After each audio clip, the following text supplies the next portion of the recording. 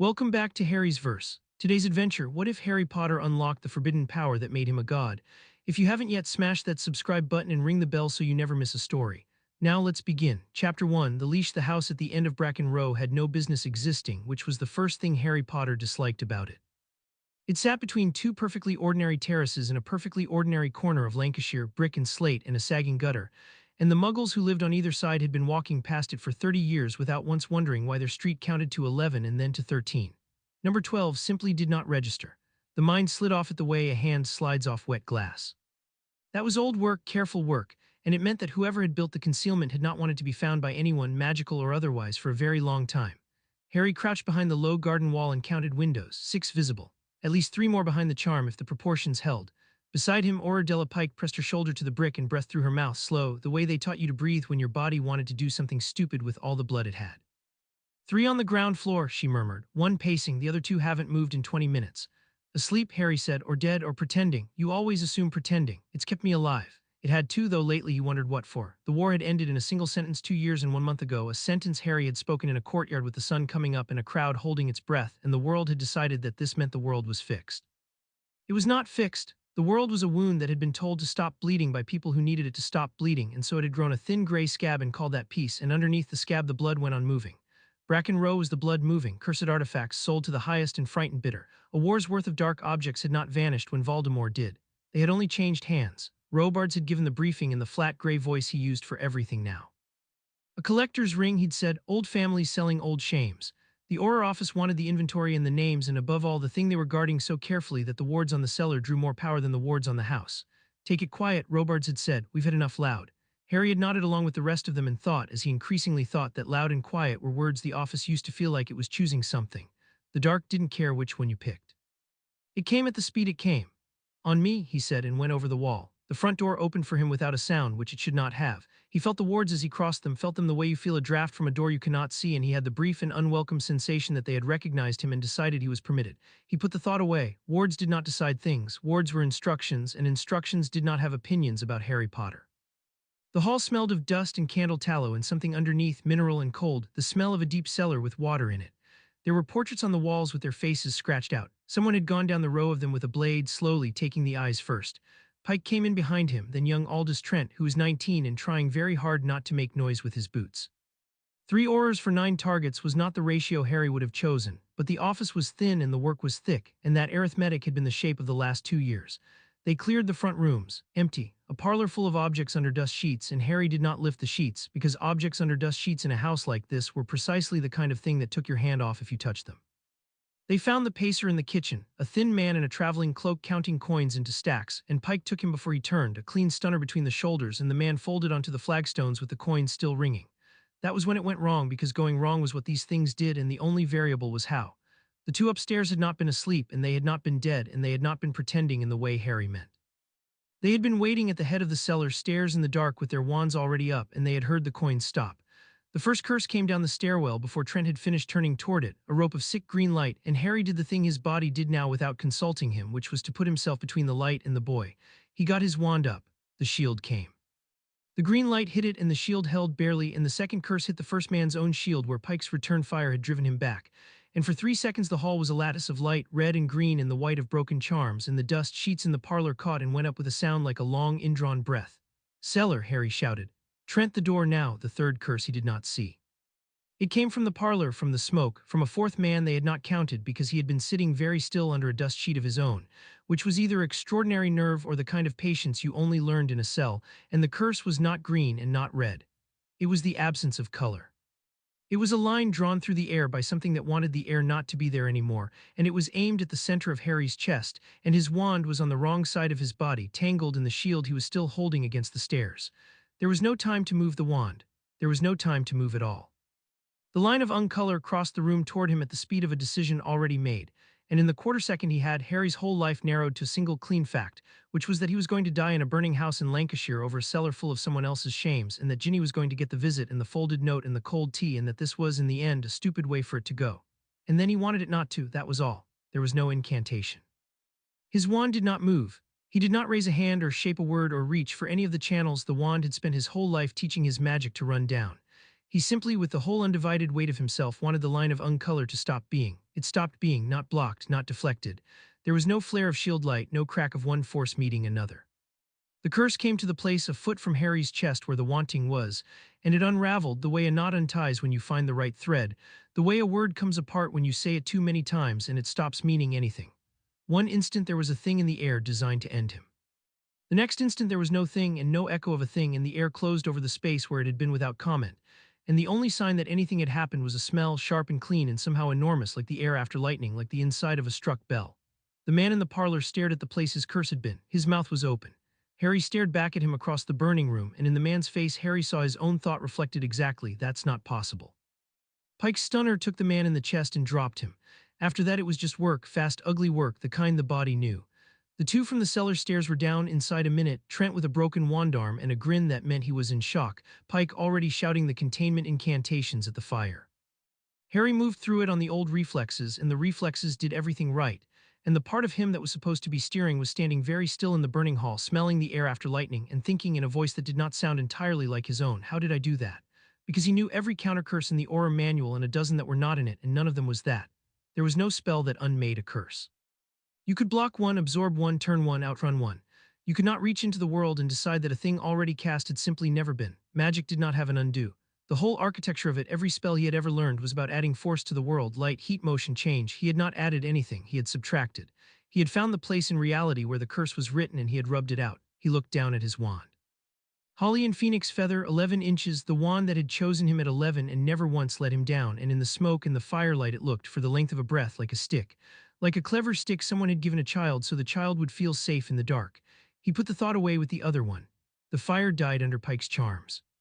The collector's ring lay stunned and bound on the flagstones, 4 men and the one in the kitchen, and down in the cellar, behind wards that had taken more power than the whole house, they would later find a single object on a velvet cushion, and it would turn out to be nothing at all, a cursed mirror of the ordinary sort, valuable only to the kind of fool who collected the screams of the past. The wards had been for show. The men had been guarding a rumor of importance. People did that in the long gray after war. They built fortresses around their fear and called the fear a treasure. Potter, Pike was at his elbow, stood on her face, her wand still warm in her hand. You all right? You took one. I saw it come in. It missed, Harry said. She looked at him. She had been in Auror for 11 years, and she had survived the war on a different continent and come home to find her country had eaten itself, and she did not miss much. It didn't miss, she said. It was dead on. I saw it. She paused. Her eyes went to the patch of air where the uncolor had unraveled, and then to his wand, which had not moved, and then to his face. What did you do? Shield, Harry said. There wasn't a shield. Della. She held his gaze a moment longer, then she did the thing good Aurors did, which was to file the impossible away behind her eyes and deal with the possible first. Trent needs St. Mungo's, she said, and the report's going to be a nightmare. Forecasts, a fire, and a fifth I can't explain. She turned away toward the wreckage. Over her shoulder, not looking at him, she added, you should get that looked at, whatever it was, before someone who isn't me sees it and asks the question I'm not asking. The smell of lightning hung in the burned hall a long time, long after the fire was out, long after the others had stopped noticing it. Harry noticed it all the way back to London. He thought he might notice it for the rest of his life. The Auror office at 2 in the morning was a country of green-shaded lamps and empty desks, and the long-suffering tick of the enchanted clock that told you not the hour but how close your friends were to safety. All members accounted for, it read now, the silver letters steady, and Harry sat under it filling out the incident report by hand because the office had never trusted dictaquills with anything that might end up in front of the Wisengamot. He wrote forecasters. He wrote the curses he could name. When he came to the place in the form that said neutralizing action and the place after it that said result, he sat for a long time with the quill drying in his hand, and then he wrote shield charm, and then he disliked himself with some precision, the way you do when you take the easy lie because the true thing has no words yet. You could not write it because there were no words for it. That was the part that would not leave him alone. Every act of magic he had ever performed had a name. Expelliarmus. Expecto Patronum. Even the wordless casting they drilled in the 3rd year of Auror training, the silent spells, still had the word underneath, the shape of it held in the mind while the wand did the speaking. The word was the channel. You poured your will down the word the way water runs down a pipe, and the pipe decided where the water went. And that was magic, that was the whole of it. That was what Ollivander meant when he said the wand chooses the wizard, and what Flitwick meant about swish and flick, and what every textbook from here to Beauxbatons agreed on. Will shaped by word, carried by wand into the world. He had not used a word, he had not used the wand. He had used only the will raw, with nothing between it and the world had done what he wanted. He set the quill down. There was a logic to it that he could not stop following now that he had started, and the logic ran like cold water downhill. Consider the wand, he thought. A wizard is born with magic, nobody disputes that. The magic is in the child before the wand, before the word, before Ollivander measures an arm and frowns over a drawer, so the wand cannot be the source. The wand is a tool for aiming the source, the way a lens aims sunlight, and every wizard accepts the lens so completely that he forgets the sun was already there. Now consider what a lens does. It focuses, it also limits. A lens lets you start a fire with the sun, yes, but only the fire the lens permits, only at the point the lens allows, and if you handed a man nothing but a lens his whole life and told him the lens was the sun, he would never once think to ask what he might do if he set the glass down and turned his face up. Harry had set the glass down tonight. By accident, with a curse coming, he had turned his face up. And the sun had been enormous and patient, and exactly where it had always been, waiting behind the lens it had been taught to call its master. There was a story they told first years, or there had been when Harry was a first year, before he understood it was meant as a warning and not a wonder. Wandless magic, the book said, was the province of the very young and the very desperate. Children did it before they had words, blowing up ants and turning their teacher's hair blue, raw outbursts of feeling that the body could not hold. And adults did it sometimes in the last extremity, when the wand was gone and death was certain and something in them reached past every rule they knew. Accidental magic, the books called it, untrained, crude, weak, something you grew out of. But the curse in Bracken Row had not been crude, and it had not been weak. It had been the cleanest piece of magic Harry had ever performed. There had been no waste in it, no flare, no overshoot, no scorched ceiling or shattered window. He had wanted one thing to stop existing, and that exact thing had stopped existing, and nothing else in the world had so much as flickered. That was not the magic of a frightened child. That was the magic of a surgeon. And he had never been taught it, and he could not have named it, and it had answered him as though it had been waiting his whole life for him to stop using the stick and simply ask, "You're still here." Robard stood in the doorway of his glass office, his tie gone, his sleeves rolled, the head Auror at the hour when the office stopped pretending to be a thing with hours. He had aged a decade in 2 years, they all had. Trent's going to keep the arm, Pike's writing her statement. Yours done, nearly, Harry said. Robards came and stood over the desk and read the form upside down, which was a habit Harry had learned from him and never told him so. His eyes went down the columns. They stopped, Harry saw it, neutralizing action, and at the 2 words written there, and stayed. Shield charm, Robards read. It held, Harry said. Pike's statement says you took a curse she can't identify dead center and it came apart in the air before it reached you. Robards' voice did not change. That was the thing about him, nothing in his voice ever changed, which meant you had to watch his hands, and his hands had gone very still. She doesn't write things she can't identify. In 11 years she's never once written "I don't know" on a form. She wrote it 3 times tonight. It was chaos in there, 4 casters of fire. Harry, Robards almost never used the first name. He set one finger on the form, on the lie. I was at the courtyard 2 years ago. I saw what you did to him at the end. We all decided not to ask too many questions about it because we'd won and you don't interrogate the man who won. But I've been doing this a long time and I've learned that the things you don't ask about don't go away, they just wait. He took his finger off the form. If something's happening to you, I'd rather hear it from you than read it in a casualty report. For a moment Harry almost told him. The words were right there, the candle and the curse and the smell of lightning, the whole strange accumulating weight of the last months. He looked up at the tired, honest face of a man who had given his whole life to standing between ordinary people in the dark, and he understood that he could not. Not because Robards would not believe him. Because Robards would believe him, and would do the only thing a good head Auror could do with a believed report of an Auror unmaking curses without a wand, which was to write it down and send it up. And up was the Wisengamot, and up was the minister, and up was, somewhere past all of them, the locked gray doors of the Department of Mysteries, behind which sat the people whose entire profession was the study of things that should not be. Nothing's happening to me, Harry said. It was a long night. Robards looked at him for a 3 count, then he nodded slowly, the nod of a man accepting a card he knows is marked because the game requires it. Long night, he agreed. Go home, Potter, your wife's been fluing the duty desk every half hour. Harry signed the form. Under the steady silver letters of the clock that promised all his friends were safe, he watched Robards carry it back to the glass office and lock it in the cabinet where the night's reports went to sleep, and he thought about how 3 weeks ago his bedside candle had burned down to nothing while he read, and he had reached without thinking to light it again and found no wand on the table, and the candle had simply lit. A clean flame standing on a black wick. He had told himself he'd lit it with the wand and forgotten. He had told himself a great many things. The word was the channel, but what if you didn't need the channel? What if the channel was a thing somebody built a long time ago for a reason, and the reason was not the one they told you? He went home. Grimmauld Place had stopped being a tomb sometime in the first year, when Ginny had taken a sledgehammer to the wall that hid Mrs. Black's portrait and discovered that the screaming canvas came away from the masonry with a single firm tug if you stopped being afraid of it. They had burned it in the garden. The house was lighter after that, in the way houses are lighter when you stop letting the dead decorate them. She was awake when he came in, sitting on the stairs in one of his jumpers with her knees pulled up, and she did not ask if he was all right because she could see that he was upright and that asking was for people who had not married into a war. She just held out a hand and he took it and sat on the step below her and let her put her chin on the top of his head. Trent broke his arm, he said. Pike flued. She said you were fine and acting like you weren't. Ginny's voice was even. She had her mother's gift for being a calm surface over deep water, which is its own kind of report. The kitchen down the hall was dark. On the table, Harry knew without looking, was the candle in the brass holder Andromeda had given them, and it was unlit because he had not lit it and Ginny had gone to bed before dark. He looked down the hall at the dark shape of it on the dark table. He wanted it lit, not idly.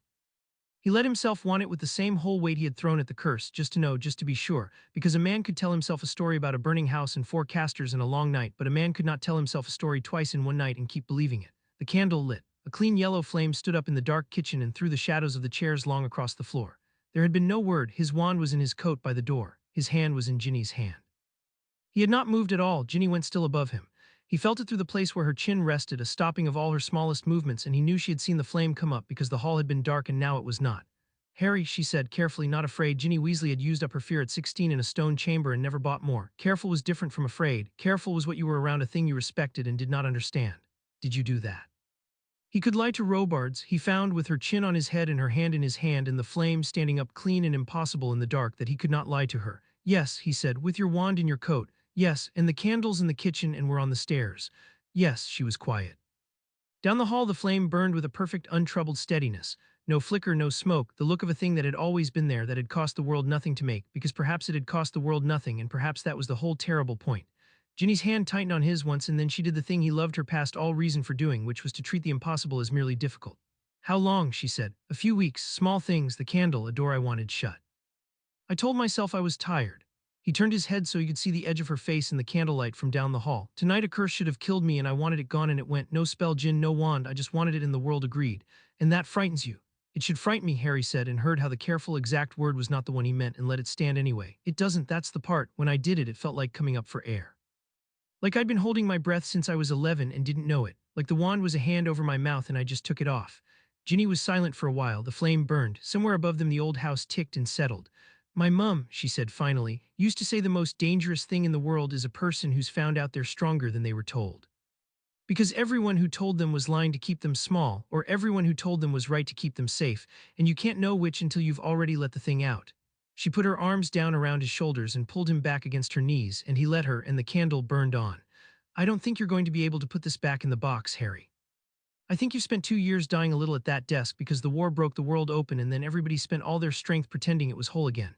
And now something in you that the pretending kept down has woken up. Her breath stirred his hair. So I'm not going to tell you to put it back. I'm going to tell you to find out what it is before it finds out what you are, and I'm going to be standing here the whole time so you remember which one of those matters. He closed his eyes. The flame's light pressed orange through the lids. Put the candle out, she said. Same way so I know you can stop as well as start. He wanted it out. The flame went down to nothing, no curl of smoke, the wick black and clean as if it had never burned, and the hall was dark again, and the only light was the city coming gray through the fanlight over the door, and Ginny let out a breath she had been holding a long time. All right, she said. All right, tomorrow you find someone who knows, not Robards. Not the office, someone who spent their life on the parts of magic the rest of us pretend aren't there.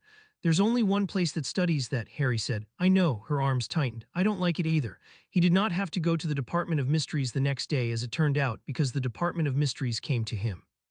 It came in the shape of a memo, which was the way the department did most things, in the certain knowledge that nobody read its memos carefully because they were written to be unmemorable. This one waited on his desk when he came in at noon after a morning he had spent not sleeping. It was a single fold of gray parchment, no seal, no sender, and the message inside was 4 lines in a hand so plain it might have been printed. There is a discrepancy in the field report filed under your name. The neutralizing action is recorded as a shield charm. The residue is not consistent with a shield charm. The residue is not consistent with any charm currently cataloged. We would like to discuss the discrepancy. The matter is not disciplinary. S. Croker, Department of Mysteries. Harry read it 3 times. The 3rd time he noticed what the careful plain hand had done, which was to tell him, without seeming to exactly how much they knew, they had been to Bracken Row. They had taken a reading off the air in the burned hall, off the patch where the uncolor had come apart, and the reading had matched nothing in the entire catalog of catalogued magic, which was to say nothing that 2,000 years of wizards had ever bothered to write down. And whoever S. Croker was, he had not sent the Aurors, and he had not sent the Wisengamot, and he had not sent a warning. He had sent a polite gray note that said come and talk, and the politeness of it was the most frightening thing about it, the way a quiet voice in a loud room makes everyone lean in. The matter is not disciplinary, which meant they were not interested in punishing him. Which meant they were interested in something else, and the something else was the residue that matched nothing, and a man did not have to be an Auror to understand that the Department of Mysteries did not invite you in for tea when you had done a thing no one had ever done. They invited you in to find out whether you could do it again. And then they invited you in to find out whether they could keep you. He thought about Robards saying the things you don't ask about don't go away, they just wait.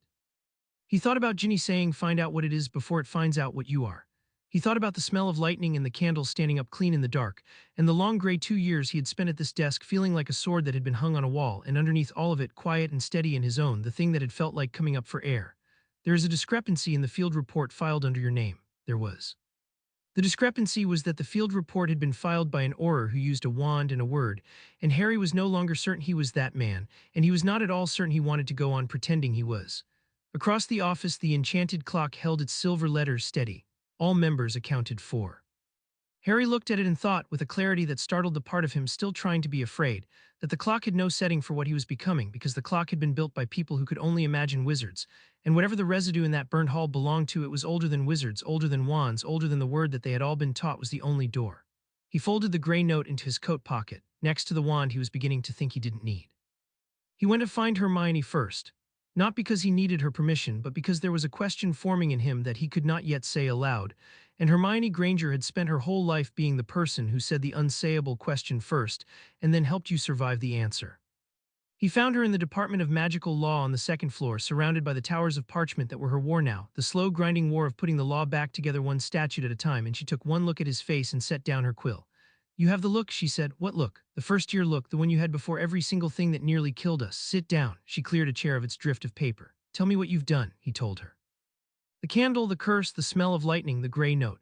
He told her the thing he had told Ginny about the wand being a hand over his mouth, and he watched her face do the thing her face did when it meant something genuinely new, which was to go very still and very bright at once, the stillness of a hunter and the brightness of a child. "Say the part about the residue again," she said when he finished. His exact words, "not consistent with any charm currently catalogued." Currently catalogued. Hermione weighed the phrase with the same care she gave a clause that someone had written to look harmless. "That's a very particular thing to write, not unknown, not unidentified, catalogued, meaning there's a catalog and the thing you did is in it, but it's been taken out, meaning it's not that they don't know what you did, it's that they used to and they decided to forget." She stood and went to the window and stood with her back to him, looking down at the atrium where the great gold statue of magical brotherhood had been replaced after the war by a plain stone fountain because no one had the heart anymore for statues of brotherhood. "Harry, the Department of Mysteries doesn't study spells, the Aurors study spells. The department studies the things spells are made of: thought, time, death, love." She turned. "What if there's a fifth room? What if there's a room they don't talk about because the thing in it isn't a mystery to be studied? It's a mystery they're guarding from us." The smell of lightning was not in the room, but Harry could taste the memory of it, clean and enormous, the air after a struck bell. "That's a lot to get from 4 lines of a memo," he said. "It's a lot to get from 4 lines of a memo written by a man who's afraid," Hermione said. "And he is afraid, Harry. Read it again. Everything in it is designed to sound calm.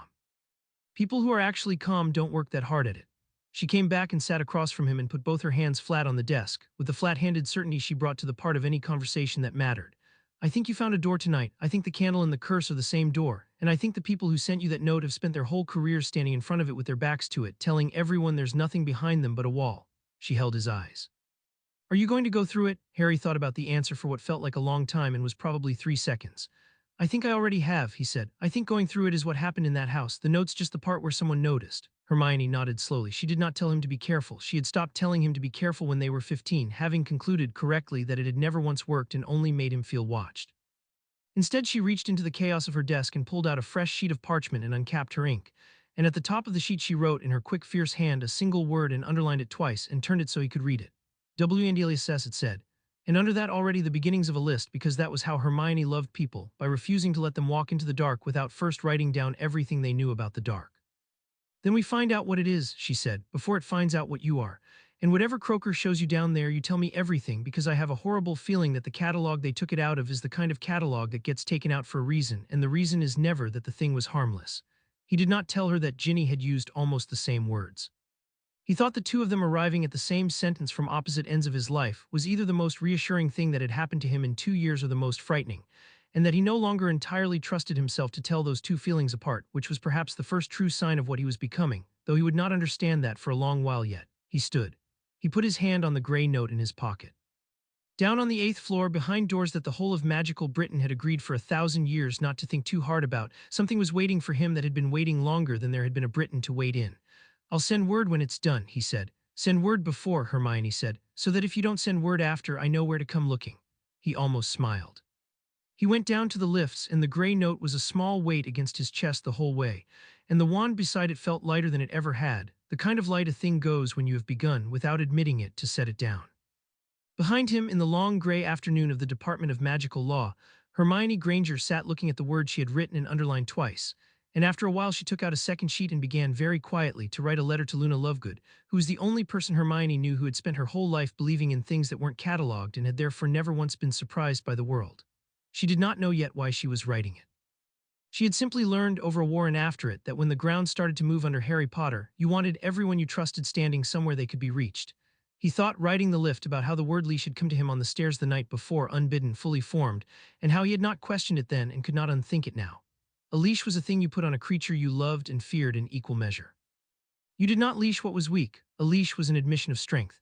Somewhere far below him, 1,000 years ago, someone had looked at what a wizard could be without the wand and the word, and had been frightened enough to spend the rest of magical history building a collar for it, and teaching every child since to thank the collar for the gift of breathing.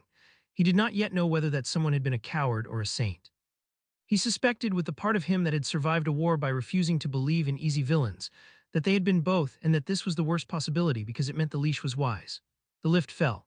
The numbers ran down past the courtrooms and the records and the long-dead departments no one staffed anymore, down toward the 8th, down toward the level that the ministry's own directory listed, with a coinus Harry had walked past 1,000 times and never questioned, as simply mysteries.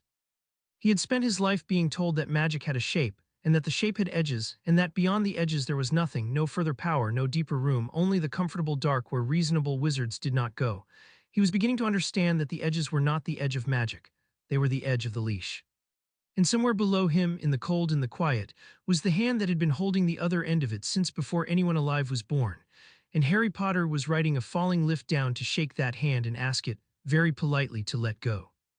Chapter 1 and Chapter 2. The wellspring, the 8th level of the ministry, had no proper corridor, only a plain black door at the bottom of a plain black stair, and when Harry came through it he stood in the round room he had not seen since he was 15, when he had come here with a child's certainty and lost a man he loved to it. The room was exactly as he remembered and entirely changed, which was the room's whole trick. A dozen handleless doors stood in the black walls, identical, and the moment the entry door closed the walls began to turn slow and silent, the blue candle flame smearing into a single ribbon of light so that when the room stopped he would not know which door he had come through or which led where. He had hated this room at 15. He understood it better now. It was not built to keep intruders out. It was built to make sure that whatever you found, you could never lead anyone straight back to it. The walls stopped. He had expected to have to guess, to push at doors and find them locked, to do again the desperate arithmetic of a frightened boy. Instead, one of the doors stood open and warm yellow lamplight spilled across the black floor, and a voice came out of it that had the particular dryness of a man who has spent 50 years not raising it. "You'll want to come in before it starts again," the voice said. "The room only holds still out of courtesy, and it isn't a patient sort of courtesy." The room beyond was a study, or had been built to look like one, the way the round room was built to look like a trap. Bookshelves to ceiling Harry could not see. A long table stained black with age and ink. No window because there could be no window 8 floors underground, and yet a tall casement stood in the far wall showing a gray sea under a gray sky, the water moving, gulls turning over it, salt light flooding in. Harry looked at the sea for a moment and then at the man behind the table and decided not to ask. Saul Croker was old in a way that had stopped advancing, as though at some point decades ago he had reached the precise degree of age that suited him and simply stayed there. White hair cropped close. A face all verticals, long nose, long lines beside a long mouth. His robes were the color of wet slate and bore no insignia, because the whole point of the unspeakables was that they wore the absence of one.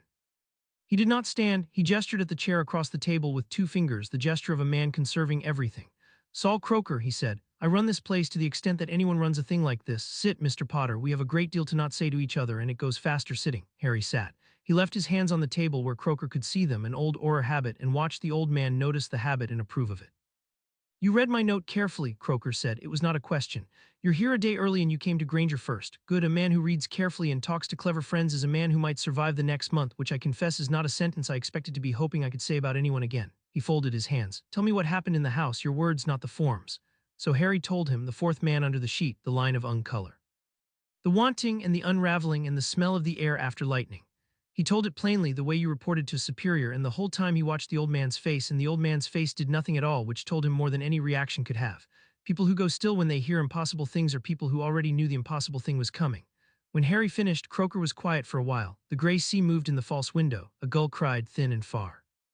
"Do you know," Croker said at last, "what we actually study down here? People think it's death because of the room with the arch. People think it's prophecy because of the spheres, or time because of the clocks. Children's guesses, those are exhibits, Mr. Potter. They're the things we keep because they're too dangerous to keep anywhere else, and studying them is a courtesy. We do the danger so it doesn't get bored."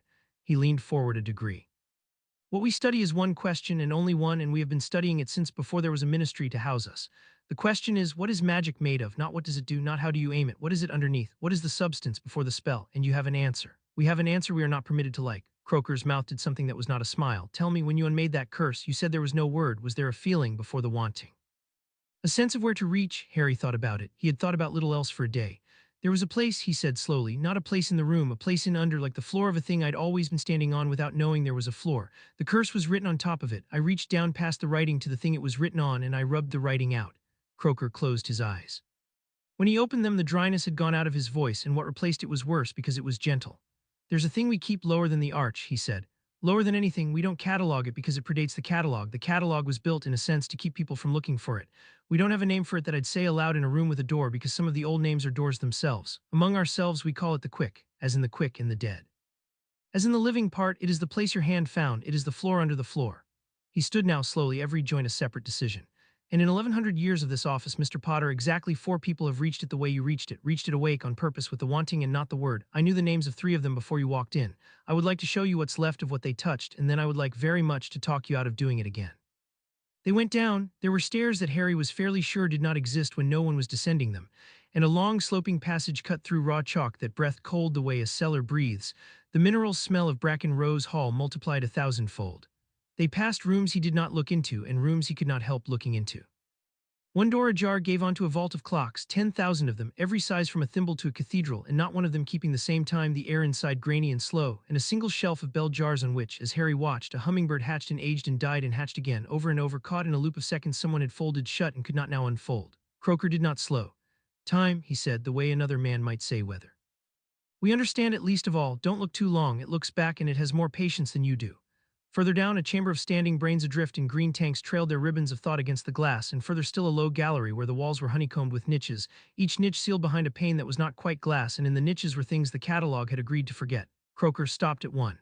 You wanted to know what's left of the 3 I knew, he said. Here's the most recent, 1961. Her name was Auror, so I'll give you the initial the office uses. We call her V. Behind the pane stood a woman, or the place a woman had been. She was upright and whole, and she was not dead because the dead are finished, and this was not finished. She had been caught mid-gesture, one hand lifted, fingers spread, and where the fingers ended the air had gone wrong, had taken the shape of her wanting and then forgotten how to stop, so that her hand bled outward into a frozen bloom of altered space, the niche around it crusted with small impossible growths. A fern made of frost that was also flame, a clutch of what looked like eggs and were, Harry understood with the slow horror of comprehension, seconds. Individual seconds she had laid like an animal and could not now stop laying. Her face was calm, her eyes were open, they moved, they found Harry's and held them, and in them was a patience and a hunger so total that he understood all at once and forever exactly what Croaker had been trying to tell him with words. She was the best of us, Croaker said quietly, disciplined past anything I've achieved. She went to the rail to learn, the way I'm forbidding you to, and she wanted one thing, one small thing, a flower for her dying mother, because she thought a flower was safe. The quick gave her the flower. And then it gave her the idea of the flower and the idea of giving and the idea of her mother and the idea of saving all at once with no stick and no syllable to make the wanting take its turn. We caught her on the 2nd day. We have not been able to finish her in 55 years because she is no longer entirely made of the kind of thing that finishes. She's still wanting that flower, Mr. Potter. She will want it until the sun goes out. Look at her eyes and tell me you understand what generosity is when there's nothing in the way of it. Harry looked. The eyes looked back. He did not say anything because there was nothing to say that would not be smaller than the thing in the glass, and after a while Croaker touched his sleeve and they went on, and Harry carried the eyes down the rest of the passage with him, and would carry them, he suspected, a great deal further than that. At one point they passed the foot of a vast dim chamber where Harry saw, far off and far up, the ragged hem of a curtain hanging in a stone archway, stirring in a wind that did not exist. He stopped. He could not help it. The veil, Croaker said, not stopping so that Harry had to catch him up. Everyone stops. You lost a man through there. Serious. The name still had an edge on it after 7 years. Is he? I don't know. Croaker said it simply, the cruelty of an honest man. We don't know what the arch is. We have theories that contradict each other and a rule that no one goes through and finds out. But I'll tell you what we do know because it bears on you. He paused at the bottom of the passage where a round iron door sat in the chalk, ringed with script so old it had stopped being letters and become mere scarring on the metal. The arch is not a natural thing. Nothing down here is. Someone built the veil long ago and set it over a wound in the world, the way you'd set a grate over a well so the children don't fall in. The department grew up around the well after the fact. We are not the keepers of mysteries, Mr. Potter, whatever the brass plate says. We are the people who inherited a house with something terrible in the cellar and spent 11 centuries learning to live politely above it.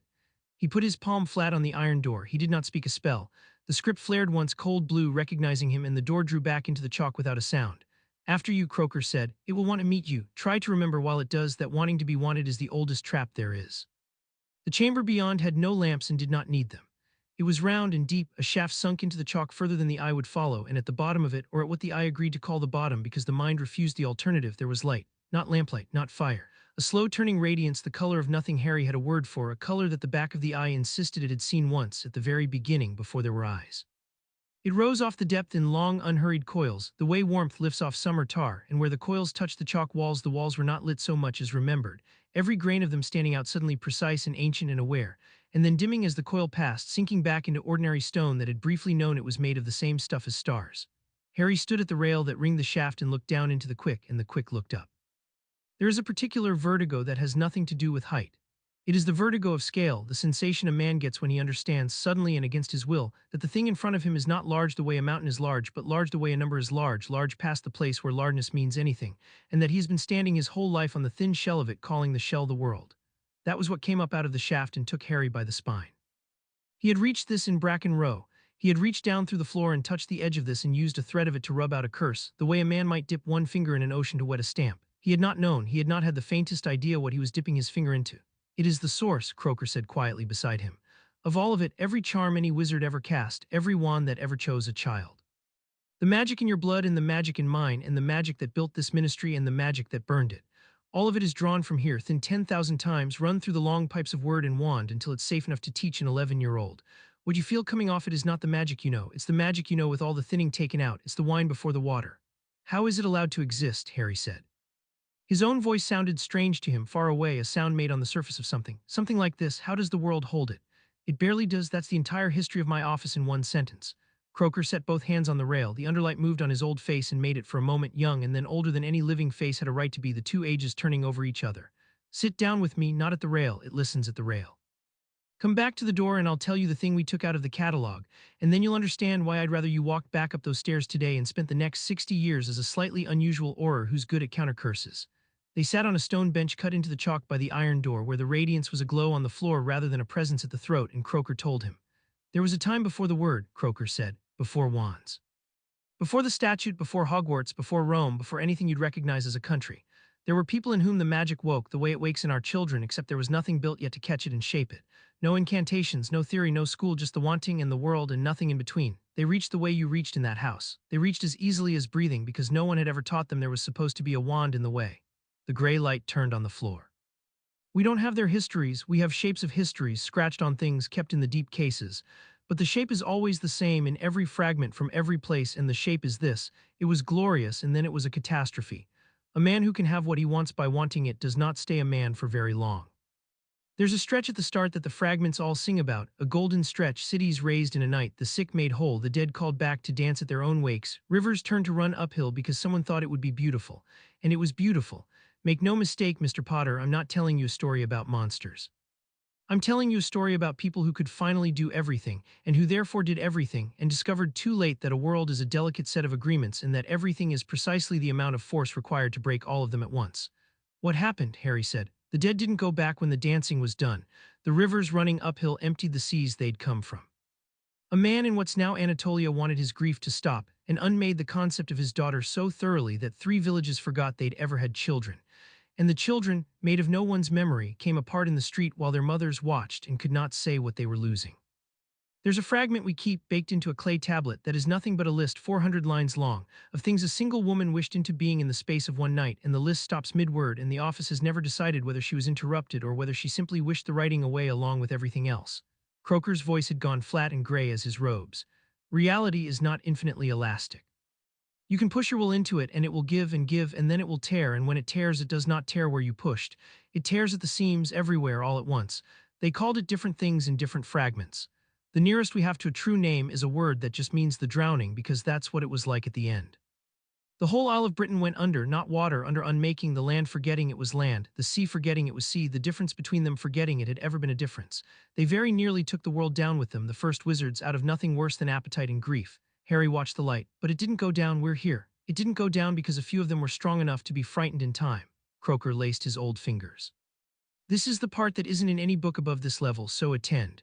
At the very end, when the drowning was general, a handful of the most powerful who remained did a thing that has no parallel before or since.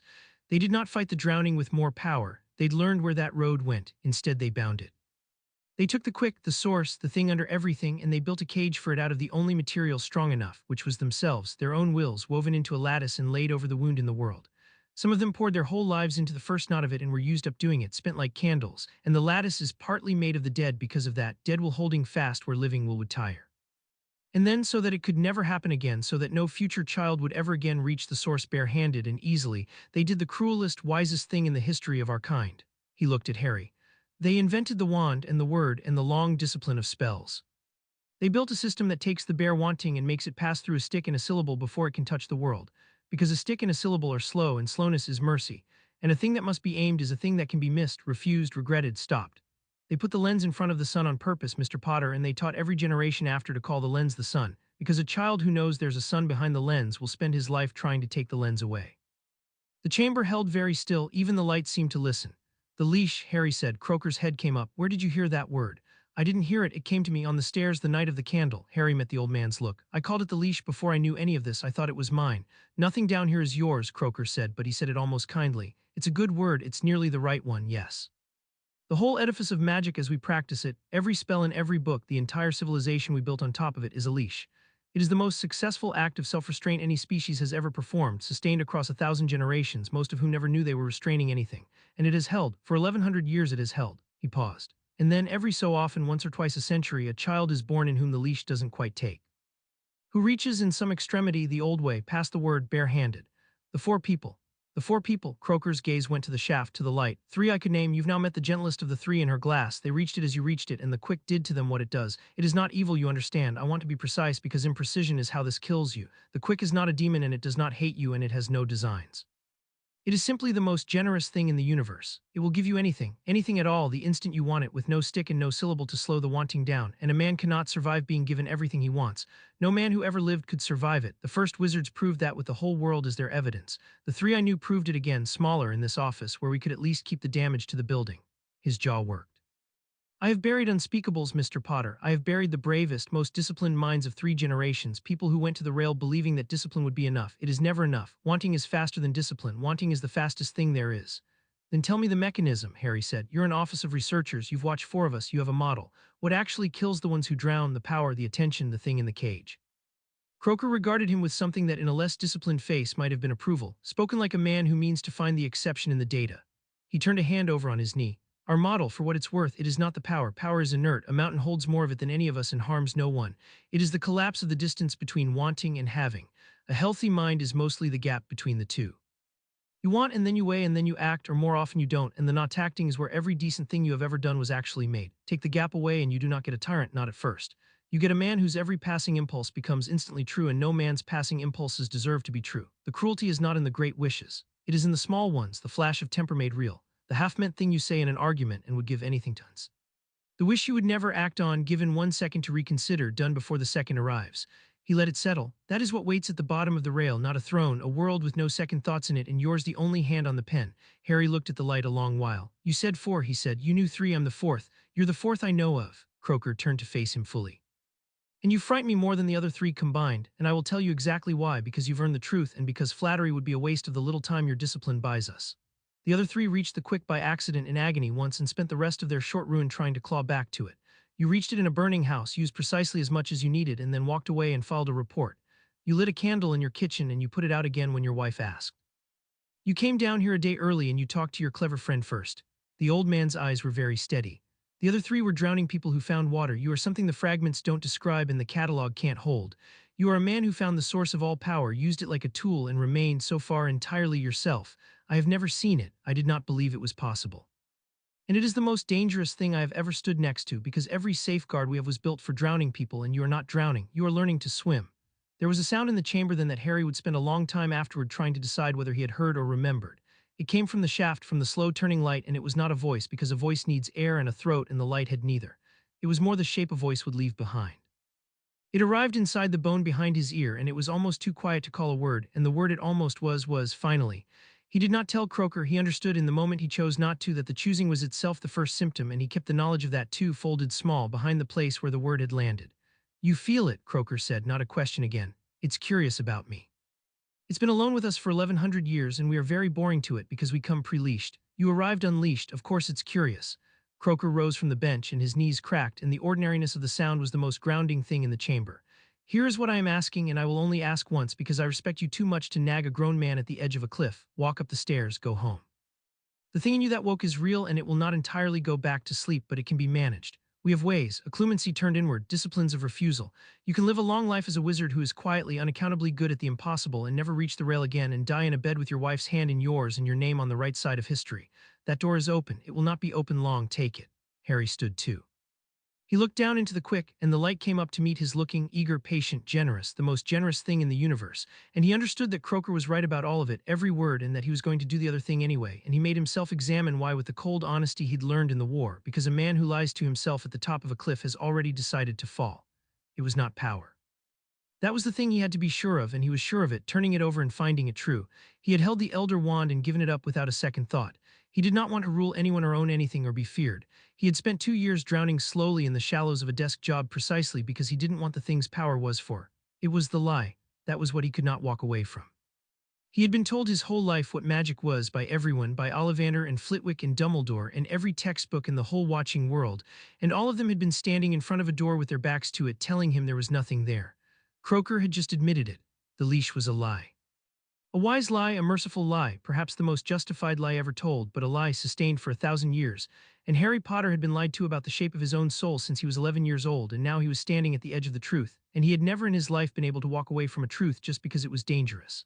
That was the flaw the Sorting Hat had argued with him about. That was the thing that had killed Voldemort and nearly killed Harry a dozen times over. He went toward the buried thing. It was simply what he was. You already know I'm not going to take the door, he said. I know. Croker did not argue. He had said he wouldn't, and he was a man of his word, which in this place meant more than it did anywhere above it. Then I'll tell you the only thing left worth telling, and you'll forget the rest. If you reach again, reach for nothing. Do you understand me? Not a small thing, not a safe thing, not a candle, nothing. Go to the rail and want absolutely nothing and only listen, and learn the shape of it before you ever again ask it for anything at all. Because the moment you ask, it gives, and the giving is the drowning, and the only wizards who lasted more than a season were the ones who learned to be in its presence without wanting. The wanting is the leash you have to make for yourself, now that the old one's off you. No one can forge it but you, and you have to forge it before you need it, because once you need it, it's already too late. He moved toward the iron door. Come away from the rail, that's enough for one day, more than enough. We'll do this slowly over months, and I'll teach you what the office knows about refusal, and Harry was already at the rail. He did not decide to be. That was the part he would remember with the most unease afterward, in the gray, honest hours. That there had been no decision, only a closing of the distance, his feet bringing him to the iron rail above the shaft while Croker was still saying wheel, and the radiance rising to his face like warmth off a fire on a cold night, like the smell of home from down a long road, like every good thing he had ever been told he could not have all at once, offered with no stick and no syllable in the way. Reach for nothing, Croker had said, and he tried. He gripped the rail and he held himself to nothing, wanted nothing, only looked, only listened, holding still in the deep water to keep from drowning, and for a moment, a long moment, he managed it. He stood at the rail and the quick poured its impossible light up over him and he asked it for nothing. And it was the hardest thing he had ever done, harder than the courtyard, harder than walking into the forest at 17 to die, because the forest had only asked him to give up his life, and this asked him to give up his wanting, which it turned out was a larger thing. And in the holding, in the perfect terrible stillness of wanting nothing while everything was offered, the quick showed him what he was. It did not speak, it was past speaking. It simply let him feel, for the length of a breath, the world the way it felt itself, and the world was not the solid little thing he had walked on for 23 years. The world was a single enormous sentence being spoken very slowly, and every stone and star and person in it was a word in the sentence, and the words were not fixed, the words could be changed, the sentence was still being written, and the pen was lying right there in the open, and anyone at all who could only see it could pick it up and write. He saw the colors that are not colors and heard the long low chord the matter of the world makes as it agrees, instant by instant, to go on being matter. He saw the lattice the first wizards had made, the cage of dead and living was laid over the wound, vast and gleaming and intricate past any cathedral, and he saw that it was beautiful and that it was failing, fraying thread by thread across the slow centuries, holding still only because nothing had pushed on it from the inside in 1,000 years. He saw the threads that had been people, their last will still clenched shut around the dark after 1,000 years, refusing. And he saw far down, deeper than the light, a darkness in the shape of a man woven into the lattice, part of the cage and prisoner of it both, and the darkness was looking up at him with the patience of stone, and the almost word came again, clearer now, shaped against the bone behind his ear by something that had waited 1,100 years to have someone worth saying it to finally. Someone who can hear me. Harry let go of the rail and stepped back, and the world snapped shut around him, small and gray and ordinary, and he was standing in a chalk chamber with an old man's hand fisted in the back of his coat, hauling him bodily away from the edge with a strength the old body should not have had. Out, Croaker said, and the dryness was gone entirely. Now walk. Harry walked. His legs did it. The rest of him was still standing at the rail, would go on standing at the rail. He understood for a long time, perhaps forever.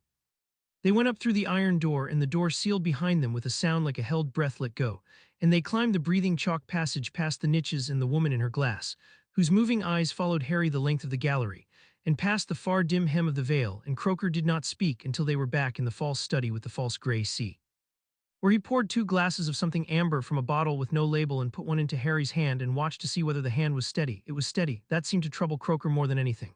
What did it show you? The old man said. Harry looked into the amber and did not drink. That the cage is failing, he said, slowly, thread by thread, and that there's something inside it, something in the shape of a man. It's been waiting. He raised his eyes.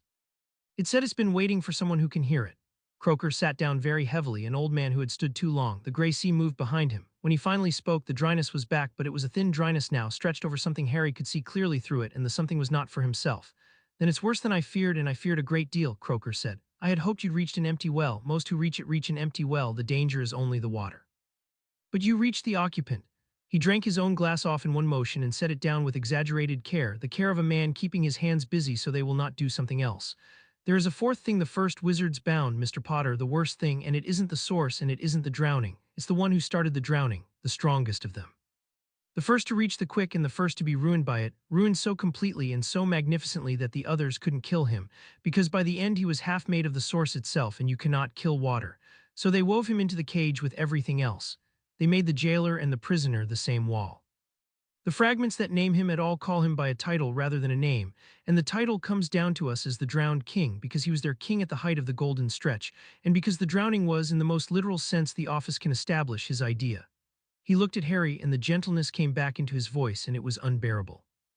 And he has been down there in the dark at the bottom of the world for 1100 years, awake the entire time, sane the entire time, which is the cruelty of it, growing patient the way only the trapped and immortal grow patient. And today the first person in 1,000 years who can hear him leaned over the rail and listened. Go home, hold your wife. Tell Granger everything, write it down, make her hide a copy where I can't reach it. And then come back to me tomorrow, because we are now in a very different business than I thought we were in this morning, and there is no door open anymore for either of us. You closed it when you stepped to the rail, so did he. Harry set the untouched glass down on the black table. Behind the bone of his ear, very quiet, very patient, the almost word was still there and would be there, he knew, when he woke, and when he slept, and when he held his wife, a single soft syllable laid into him the way a splinter is laid into a palm, too small to find and too deep to leave alone. Finally, he went home. He told Ginny everything, and she listened without once telling him to stop, and at the end she did not tell him to walk away, because she had married a man who went toward buried things and she had known what she was marrying. She only held on to him in the dark, harder than she usually held, the grip of someone bracing against a current she could feel beginning to run. And somewhere far below the sleeping city, under the chalk, under the arch, under the failing cage of the world, a darkness in the shape of a man turned its long attention upward toward a house in Islington, and was for the first time in 1100 years content to wait. Chapter 2 and Chapter 3. What the word was for Croaker's method of teaching a man not to want was to put a glass of water on a stool an arm's length away and make him sit with it. You're thirsty, Croaker said from the doorway on the first morning. I had the trainees salt your breakfast. You'll be thirsty all day. The water is clean. You may not touch it with your hand, your wand, or your wanting. You may look at it. When you can sit with that glass for 6 hours and not reach for it any of the 3 ways, we'll move to something that matters. He paused. The old disciplines used fasting and pain. We've found thirst cleaner, pain you can be brave about. Thirst just sits there being reasonable. It was, Harry decided somewhere in the 4th hour of the first day, the most vicious thing anyone had ever done to him in the name of help, and he had been tortured by professionals. Pain demanded a response, and you could refuse the demand and feel noble about it. The glass demanded nothing. It sat in the cold light being exactly what he needed, and every few minutes the thought arrived, reasonable and small, that he could have it without moving, that the wanting was already half emotion toward it, that no one would ever know that it was only water. Every time he let the thought arrive and watched it and did not act on it, and the gap Croaker had described stretched a little wider inside him, the gap between the wanting and the having, the gap where the old man insisted every decent thing a person ever did was actually made. He learned the shape of his own greed that week. Everyone has one, most people never see it because most people never have to. Harry's was quiet and quick and dressed itself as practicality. It did not want thrones. It wanted to fix things. It saw a glass of water and a thirsty man and wanted instantly and reasonably to close the distance, because closing distances was what he had always been for, the reflex that had put him between Trent and the green light without consulting him. That was the greed the quick would use if it used one, not ambition. Mercy, impatient and unexamined, in too much of a hurry to ask whether the fixing was wanted or wise. On the ninth day he sat 6 hours with the glass and did not reach for it any of the 3 ways, and Croker came in and drank the water himself, which Harry understood was the whole exercise restated as a joke, and they began on things that mattered. What mattered, it turned out, was the lattice. "You saw it," Croker said. They were in the round chamber again at the rail, but Croker had hung a curtain of gray felt over the lower half of it so the light came up filtered, a presence you could work beside without it working on you. At the bottom, before you stepped back, the cage the first one's made, describe it. "Threads," Harry said, "millions, some bright, some dark, woven over the wound, beautiful, failing." "The dark ones are the dead," Croker said, "wills that outlasted their owners. The bright are us, in a sense, the living magic of every wizard alive, lent to the weave without our knowing, a tithe taken in sleep. That is what the leash is at the deepest level, not the wands. The wands are the user's manual. The leash is that every wizard who ever lived has been, without consent and without knowledge, one thread in the rope that holds the source down." He let Harry sit with that. "When you cast an ordinary spell, you draw a thread of power up through the lattice, through the thinning channels out the wand. The lattice meters it, gives you a sip. You, though, can do a thing no wizard since the first ones could do. You can reach past the meter, you can put your hand on the loom, and reweave it, and reweave it." Croker's voice went careful. "Which is the single most dangerous sentence I have ever spoken aloud, and I speak it only because you'll work it out yourself inside a month, and I would rather you worked it out with me beside you than alone in your kitchen. The lattice is failing, I told you that, and you saw it. It has been failing for centuries, the dead ones wearing thin, the living tithe shrinking because there are fewer of us than there were, and we are frankly weaker generation on generation, the leash having done its work too well. One day, not in your lifetime if we are lucky, it fails entirely, the drowning begins again, and there is no one left strong enough to be frightened in time because we bred the strength out of ourselves on purpose." He turned. "You are the first person in 1100 years who could touch the loom to mend it. You are also the first who could touch it to tear it. Those are the same hand. That is the whole of your situation and mine in one image. Now, let us find out what the hand can do slowly, with a man watching who has buried everyone who did this fast." They worked. It was the strangest education of Harry's life, and he had been educated by a half-giant, and a man who faked his own death twice. There were no incantations to learn because the whole point was that he had moved past incantation. There was instead a long unlearning, a deliberate forgetting of every shape the wand had carved into him over 12 years. Croker would name a thing, lift that stone, mend that cup, warm this room, and Harry's whole trained body would reach for the wand and the word, and he would have to stop, set the reflex aside, and instead find the place in the loom where the stone's weight was written and adjust it. The first time he lifted the stone, it shot to the ceiling and cracked the chalk because he had pushed with the force a spell required, and the loom required nothing of the kind. It required only correction, the lightest touch, one thread retied. The 100th time he lifted the stone and held it in the air and turned it and set it down, and there had been no flash, no strain, no sound. The stone had simply decided with his help to be somewhere else for a while. That was the texture of it once he stopped fighting it, not force, permission. The world asking itself a question and Harry very gently answering. He began, because he could not help it, to write down the laws. That was the part of him no power could burn off. The part that had to know the rules of a thing before it would trust the thing. The part Hermione had grown in him over 12 years of shared near-deaths. He kept the laws in his head, never on paper, and he tested them against Croker and against the work until they held. The first law was that the power cost nothing, and that this was precisely why it was lethal. Anything that costs nothing removes the only honest signal a person has for whether a thing is worth doing. The second law was that the power did not scale with effort, the way a spell did, but with clarity. The better he understood exactly what he wanted, the more total the world's compliance, which meant that vagueness was the only break, and he was not by temperament a vague man. The third law was the one that kept him up at night. The third law was that there was no natural unit of the power, no spell-sized parcel it came in. Ordinary magic was quantized. You cast a spell, a discrete act with a beginning and an end. The loom had no spells, it was continuous. Once your hands were on it, there was no line between mending a cup and remaking a city except the line you drew yourself in the dark, against a voice that wanted you to draw it a little further out each time. The leash had been the line drawn for you, he had cut it. Now he had to draw every line by hand forever and never tire, and the thing he was learning in the chalk cell was not power at all. It was how to be the only wall left between himself and everything he could do. "Good," Croker said. The 100th time the stone went down without a sound, and Harry understood from the flatness of it that good meant terrifying. And under all of it, threaded through every session, growing less quiet by the day, was the voice. It did not command. He had braced for commands, and there were none, which was worse, because a command you can refuse and a question just sits there being reasonable, like the glass of water. The drowned king asked. He asked the most natural things in the world. When Harry strained to lift the stone the gentle way and it fought him, the voice would observe from the dark below the felt curtain that the loom would yield more easily if Harry stopped asking and started telling. That permission was a courtesy the strong extended to the weak, and Harry was no longer weak. When Harry mended the cracked cup thread by patient thread, the voice would note that he could simply decide the cup had never cracked, that the long road was a habit of the leashed and the leash was off him now. The voice never lied. That was what Harry kept returning to in the gray hours. Everything it said was true. The fast way did exist. The cup could simply uncrack. The loom would yield to telling. Every door the drowned king pointed at was a real door, and behind every one of them stood the woman in the glass, still wanting her flower, and Harry kept her moving eyes in his mind as carefully as he kept the smell of lightning. And he took the long road every single time, and the taking of it was the leash he was forging for himself, thread by thread in the dark, against a patience 1100 years deep.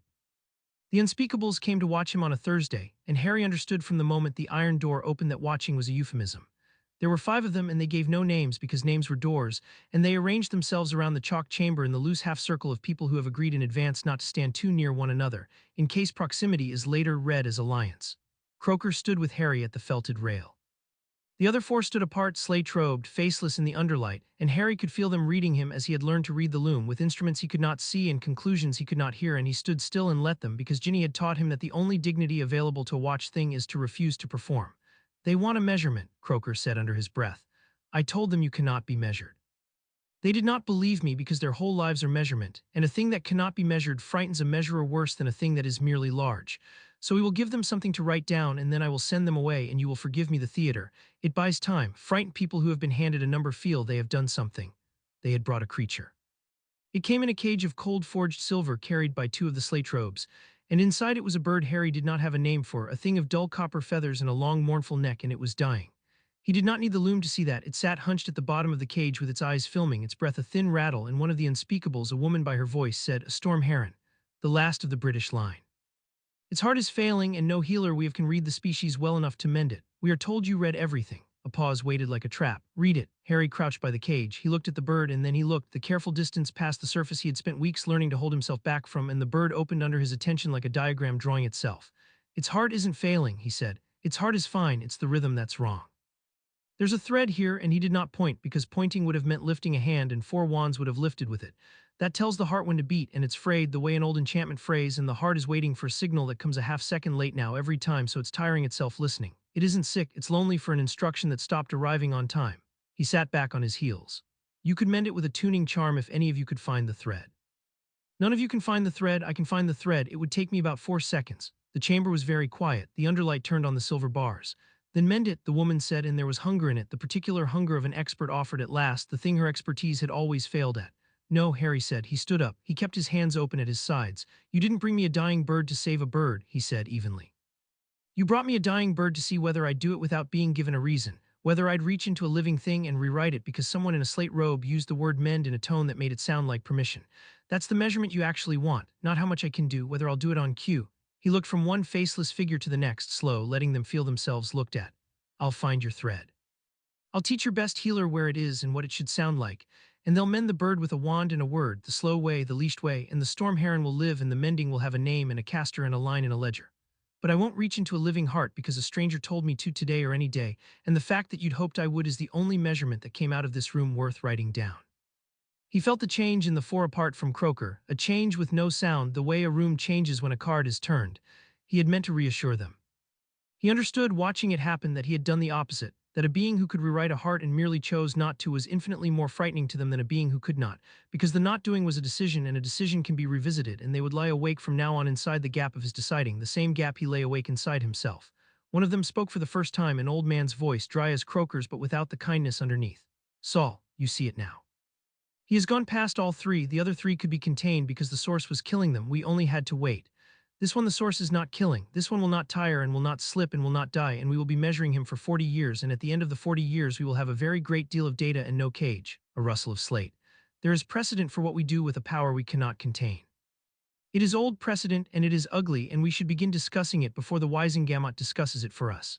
"You will not discuss it in front of him," Croaker said, and his voice had a floor in it Harry had not heard before, the voice of a man who had run this place for 50 years and rarely needed to remind anyone. "He is a colleague of this office under my authority, and he has just refused to do the one thing every one of you came down here secretly hoping he would do, which ought to tell you everything your instruments will not. Get out, take your bird, find me a healer, and I will arrange the lesson he offered, which is more mercy than this room has earned today." They went. The silver cage went with them, the storm heron rattling out its late, patient heartbeat, and when the iron door had sealed, Croaker stood a long moment with his hands on the felted rail and the underlight moving on his old face. "That man who spoke last," Harry said. "The precedent he meant, what is it?" "It is the thing they did to the strongest of the three I knew when waiting stopped working," Croaker said, and did not turn around. "And it did not work either, and it cost us 4 lives, and it is the worst secret in an office made of secrets. And I will not tell it to you because the only person it could ever be used against now is you, and I find that I would rather break my oaths than hand you the knife they mean to sharpen." He turned then and looked at Harry, and the kindness was back, and it was the heaviest thing in the room. "Go home, Mr. Potter, you did right by the bird and righter by yourself. But understand what you saw on those 4 faces. The world is about to decide that a thing it cannot hold is a thing it cannot allow. And the terrible part, the part you will have to carry, is that they are not wrong to be frightened. They are only wrong about which of us should be doing the deciding." The cost arrived quietly at the Burrow over a Sunday dinner in the middle of Molly Weasley's pot roast. He had not meant to look. He had spent weeks training himself not to look, the way you train yourself not to stare at a stranger's disfigurement. Because once he learned to read the loom, he could read it everywhere, all the time, and the reading did not switch off when he left the chalk. He sat at the long, crowded table with the people he loved most in the world, and he kept his attention nailed to the surface of things, to the gravy and the noise and Ron arguing with George about Cannon's defense, and for most of an hour he managed it. Then Teddy Lupin, 4 years old and blue-haired with delight, climbed into Harry's lap to show him a drawing, and Harry looked down at his godson, and for half a second, without meaning to, he looked too far. He saw the threads. He saw Teddy the way the loom saw him. Not a child, but a knot of relations, the brown of his eyes a setting that could be turned, the metamorphic gift a single bright fiber that could be tuned to any color or untuned to none, the small strong engine of his heart a rhythm written in a line Harry could read, and he understood with a lurch, could rewrite, could speed or slow or still. He saw the place where Remus ended and Tonks began in the boy, and saw that both were editable, that the dead parents woven into the living child were threads like any other, that he could pull Remus's laugh up out of the weave and set it back into the world if he wanted to badly enough, and that the wanting was already there, already half emotion, the gap closing the way it had closed at the rail. Teddy said, "It's a dog, he's blue because I like blue," and held the drawing higher. Harry shut his eyes and built the wall back, thread by thread, the long way, until his godson was a child again and not a text, until the table was a table and not a loom, and when he opened his eyes, Ginny was watching him from across the roast with the steady attention of a woman who had learned to read one specific man more closely than any book. "It's a brilliant dog," Harry told Teddy, and his voice was almost right. "Best blue dog I've seen, can I keep it?" Teddy gave him the drawing with the grave generosity of the very young and climbed down to torment George, and under the table Ginny's hand found Harry's and gripped it, and that night in the dark she made him tell her what he'd seen, and he told her all of it, the threads and the rhythm and the gap closing, and she listened without flinching, as she always did. "You stopped," she said when he finished. "That's the part you keep leaving out when you frighten yourself. You saw all that, and you could have done all that, and you stopped, and you drew a dog on the fridge instead." She turned his hand over in the dark and pressed her thumb into the center of his palm, hard, a small steady pain and anchor. "You're going to see the threads in me too, you probably already have. I want you to promise me one thing, and it's not that you'll never look. You can't not look, I'm not going to ask you to gouge your own eyes out. Promise me that when you look at me and see something you could fix, you'll ask me first, out loud, with words like a person. Because the day you start fixing the people you love without asking is the day I stop being your wife and start being your project, and I'd rather you let me die of something ordinary than live as a thing you maintain." He promised. It was the most important promise he had made since the altar, and he kept it, and the keeping of it was another thread in the leash. And he was beginning to understand that the leash was not one rule but 1,000, that every person who loved him was handing him another strand, and that the rope they were braiding together, all of them, Croaker and Hermione and Ginny and Luna and a 4-year-old with a blue dog, was the only thing in the world strong enough to hold what he was becoming. And that it would only hold for exactly as long as he let it. Hermione made him do experiments, which was Hermione's way of loving a thing she was afraid of. She turned it into a research program so she would have somewhere to put her hands. She set up in the cleared cellar at Grimmauld Place and brought instruments, muggle and magical both, and a great deal of parchment, and she made Harry do the impossible on a schedule while she measured it. It steadied him, which she had known it would. It is hard to feel like a god when a woman with a clipboard is asking you to please do the thing again, slightly smaller, while she adjusts a thermometer. "Wandless, wordless, lift the iron ball," she said. "I've weighed it, 4 kilograms, go." He lifted it, now without looking at it. He lifted it without looking. Now while reciting the second verse of a song you hate. He lifted it, reciting badly a Celestina Warbeck number Ginny played to torment him, and Hermione wrote something down and her quill he saw had gone unsteady, and she pressed it flat to the parchment until it stopped. "What does that tell you?" he said. "That the wand and the word were never load-bearing for you, specifically." She did not look up. "Every model of magic we have says concentration is the bottleneck. Distraction breaks the spell, that's first year. You just lifted 4 kilograms reciting a song while not looking at the object, and the curve didn't bend. So whatever you're doing isn't running through the part of you that concentrates, it's running through the part of you that simply is." Now she looked up, eyes very bright and very steady, the hunter and the child. Harry, do you understand what that means for the limit? Concentration is what makes ordinary magic finite. You can only attend to so much. There's a ceiling, and the ceiling is the size of a human mind. You've stepped off the part of yourself that has a ceiling. I can't find your limit. I've spent a week trying. I keep designing harder tasks, and you keep doing them with the same effort, which is to say none, which is to say I'm not measuring your power. I'm measuring how much I dare to ask. So measure something else, Harry said. Measure the cost. There has to be a cost. Newton was a wizard. Did you know that? Croker showed me the file. Even down here, things balance. That's the thing, though, isn't it? She set the quill down and looked at him properly. I've been measuring you for a fortnight, and the only cost I can find is in you. Your resting magic hasn't changed. Your core's the same size it was at school. I checked against your old Hogwarts records. Don't ask how I got them. You're not spending magic when you do this, because it's not your magic, it's the source's, and the source is effectively infinite. The only thing it costs is whatever it costs you to decide. And I can't put a number on that because it's not physics, it's character. She wrote one more line and turned the parchment so he could read it, as she had turned WNDLSS 3 weeks before, and the word she had written now was temptation, and under it, in her cramped exact hand, he can still tell the difference between mending and rewriting, and he chooses mending, and the day he can't tell is the day we lose him.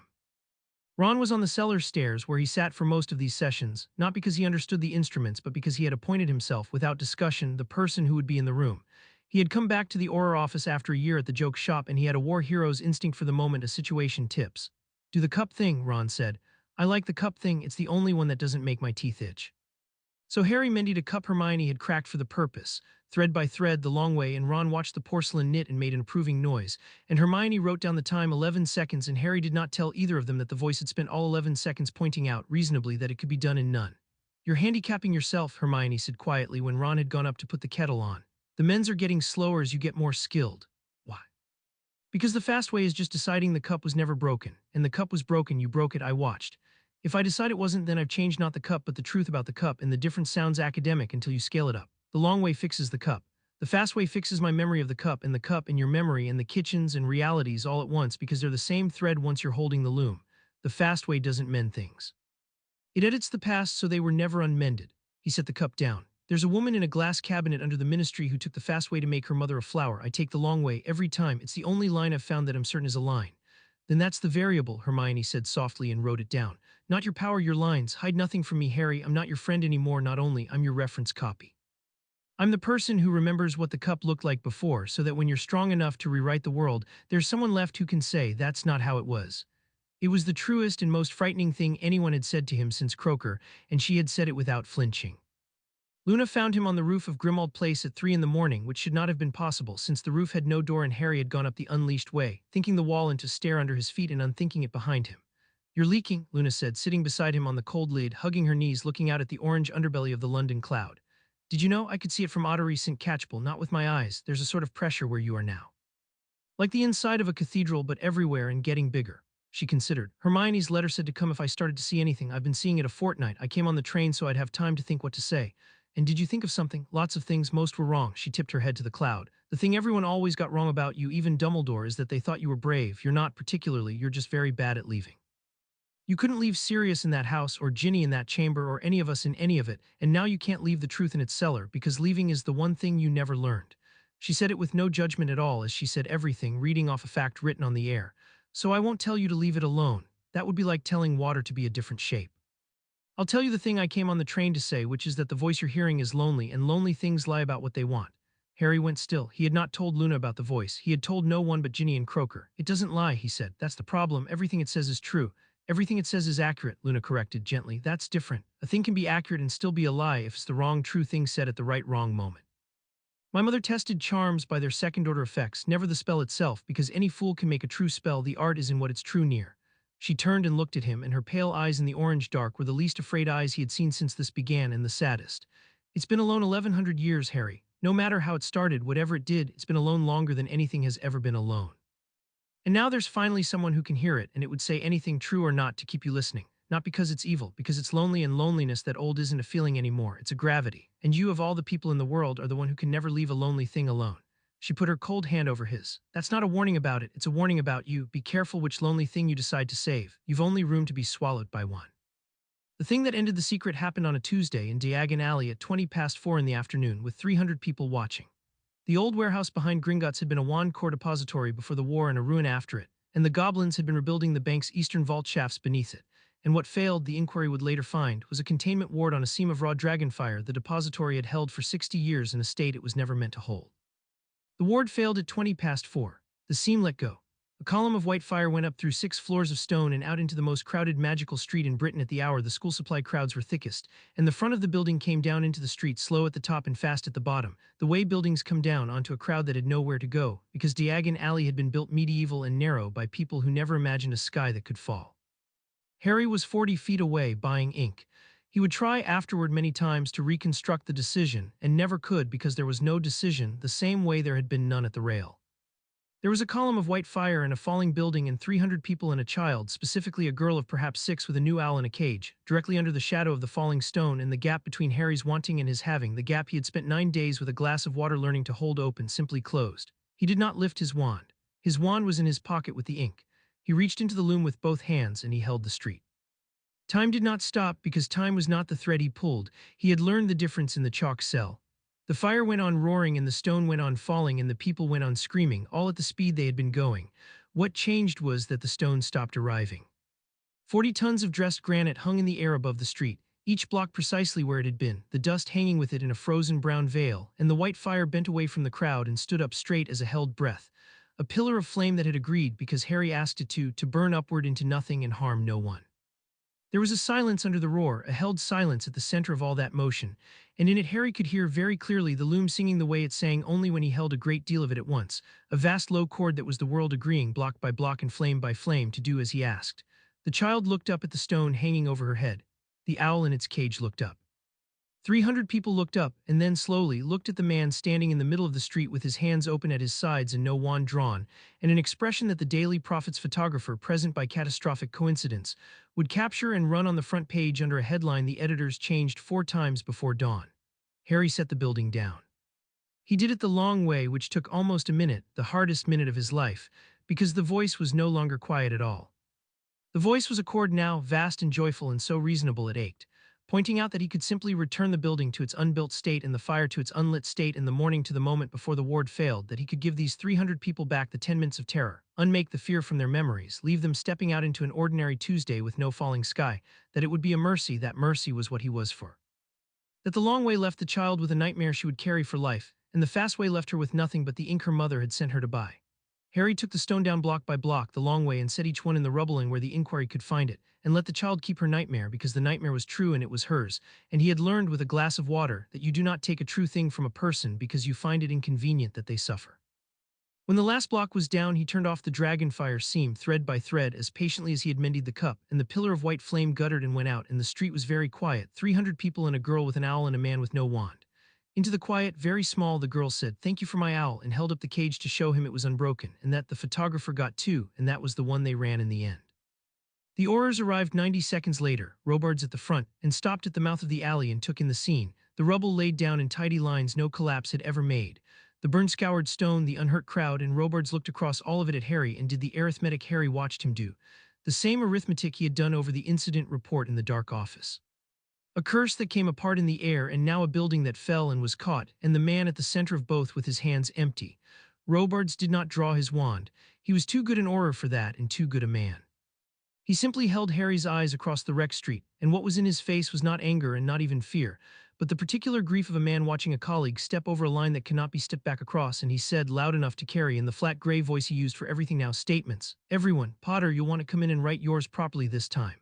Harry came in and wrote it properly this time. He walked home afterward. He did not apparate, he wanted the walk, wanted the ordinary friction of pavement under his shoes, because somewhere in the held minute the distance had opened that he had been dreading since Croker first named it, the distance between himself and the size of an ordinary afternoon. For one stretch minute he had held 300 futures in his 2 hands and weighed each and chosen, and you cannot do that, it turns out, and come all the way back down to the size of a man buying ink. Part of him was still up there, holding the street, and would be, he understood, from now on. The thing was out. He had let it out to save a child, which was the only reason he would ever have let it out, and that was both the best thing about him, and he was beginning to understand, the lever by which everything he was would be moved. By the time he reached Islington, the evening edition was already in the vendor's hands, and the word he saw over and over from the boards in letters 4 inches high was not hero and was not savior. The editors had tried both and discarded both before dawn, and what they ran in the end, over the photograph of a man with empty hands beneath a hanging sky, was a single word with a question mark after it, the question the whole of magical Britain would be asking by morning and the ministry by an hour after that. God, Ginny was waiting on the stairs when he came in. She had seen the addition. She did not ask if he was all right. She held out her hand and he took it and sat on the step below her and she put her chin on the top of his head and for a while neither of them said anything. How far away were you? She said at last. Just now walking in. You were here but you were somewhere else too, like talking to someone on a station platform when the train's already pulling out. Not far, Harry said, which was the first lie he had told her since the candle, and she knew it was a lie and she held his hand tighter and did not call it. There was an owl at the window before he had finished the sentence. It carried no name on the seal, only the device of the minister's private office, and the note inside was 3 lines, and the hand was Kingsley Shacklebolt's own, which meant he had not trusted it to a secretary. It said the minister would see Harry in the morning, that the matter could not wait, and that Harry should come alone and come early before the Wisengamot convened, because once the Wisengamot convened it would no longer be Kingsley's to decide. And far below the sleeping city, under the chalk, under the arch, under the failing cage of the world, the drowned king who had felt Harry hold 300 futures and choose, was no longer merely content to wait. He had seen at last the exact shape of the man the leash had made, and he had begun very patiently in a voice like the inside of a cathedral to plan. Chapter 3 and Chapter 4. The reckoning Kingsley Shacklebolt had the largest office in the ministry and used the smallest part of it, a desk and 2 chairs by the window, because he had learned in the war that a man who spreads out is a man who has stopped expecting to move quickly. He was standing when Harry came in, looking down at the atrium, and he did not turn around at once. When I took this job, Kingsley said, I made myself one promise that I would never again ask a friend to do a thing for the office that I wouldn't do myself. I've kept it for 6 years, I'm about to break it, and I wanted to be looking at something other than your face when I did. Now he turned. He had gone gray at the temples and the gray suited him, gave the broad calm face the look of weathered stone, and his eyes were tired in the specific way of a man who has been awake doing arithmetic he hates. Sit down, Harry. I'm going to tell you what's coming in order because you've earned that, and then I'm going to ask you for something impossible and you're going to say no and then we'll see what's left. Harry sat. He left his hands on the arms of the chair where Kingsley could see them. The Wisengamot convenes at noon, Kingsley said. There's an emergency session called over my objection by Tiberius Ogden's faction and 3 others on a single question, whether a wizard who can do what you did in Diagon Alley is a citizen or a circumstance. They will not put it that baldly. They'll talk about public safety and emergency powers and the precedent of the statute. But that's the question. Are you a man with rights or are you a weather system we have to legislate around? He sat across from Harry. The ICW delegation landed this morning, 8 of them. They flew Harry on a chartered Muggle aircraft because the Confederation's senior members no longer trust international portkeys while you're loose in the network, which gives you some idea of the level we're operating at. They are not here to meet you. They are here to assess whether Britain has a containment plan and to inform me politely that if Britain does not have a containment plan, the Confederation has several and that all of theirs end with a sentence about you that I will not repeat in this room. They think I'm a weapon, Harry said. They think you're worse than a weapon because a weapon has an owner. Kingsley spread his hands. A weapon they can negotiate for, they can sanction a country that holds one, you don't have an owner.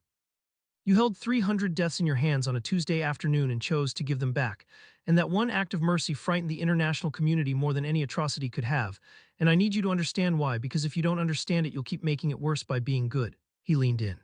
Atrocity they have a procedure for, mercy from a thing they can't control, they have nothing. Because mercy is a choice and a choice can be unmade, and now every government on earth is lying awake doing the same sum. He was kind on Tuesday. What is he on Thursday? What is he the day someone he loves is hurt? What is he the day he's simply tired? You've become the variable in everyone's equation, Harry, and the thing about variables is that nobody sleeps until they're solved for. Harry looked out at the atrium, at the plain stone fountain that had replaced the statue of Brotherhood. And the impossible thing you're going to ask me for. Submit to the binding. Kingsley said it flatly, getting it over with the way you pull a splinter. The Department of Mysteries has a working group. Croker's fighting it for what that's worth, but he's one voice. They've developed a protocol, a voluntary leash they're calling it, which is a phrase I hate. You agree to wear a constraint of their design, monitored, with a council holding the key, and in exchange the Wisengamot declares you a protected person rather than a public danger. The ICW stands down, and you get to keep your name and your wife and a version of your life. He held Harry's gaze. It's a collar, Harry, I know it's a collar. I'm asking you to put a collar on the most powerful being who has ever lived voluntarily and hand the leash to a committee, and trust that the committee will be wiser and kinder than every committee in the history of the world has ever been. And I'm asking because the alternative is that they stop asking and start trying, and I have seen the precedent the unspeakables are sharpening, and I would rather beg my friend to wear a collar than watch them break themselves against him and lose. It was, Harry thought, an honest ask, honestly made by a good man in an impossible chair, and that was what made it unbearable. There was no villain in the room. There was only Kingsley, who had carried Britain on his back for 6 years, asking the one thing he had sworn never to ask because the office had finally cornered him the way offices always corner decent people, with a choice between 2 wrongs and a clock. Tell me the protocol, Harry said. The mechanism, exactly how the collar works. Don't summarize it, I want the real thing. Kingsley told him because Kingsley was honest, and Harry listened, and somewhere in the third sentence he understood with the cold, quick certainty that had been growing in him since the chalk cell that it could not work, and that everyone who had designed it knew it could not work, and that they were going to try anyway, because trying was a thing a committee could vote for and despair was not. The Wisengamot convened at noon, and Harry sat in the witness chair at the floor of the great chamber and let 400 years of frightened tradition arrange itself in tiers above him. He had expected anger. There was very little. Anger he could have answered, and the chamber knew it, and so the chamber had decided by the silent consensus that governs all frightened bodies to be reasonable at him instead, which was worse. Tiberius Ogden rose first, ancient and upright, a man who had resigned from this same body once before on principle and come back when principle needed a chair, and he did not raise his voice. No one disputes that Mr. Potter saved lives on Tuesday, Ogden said. That is precisely the difficulty, and I would ask the chamber to sit with the discomfort of it rather than rushing past. We are not assembled because a man did harm.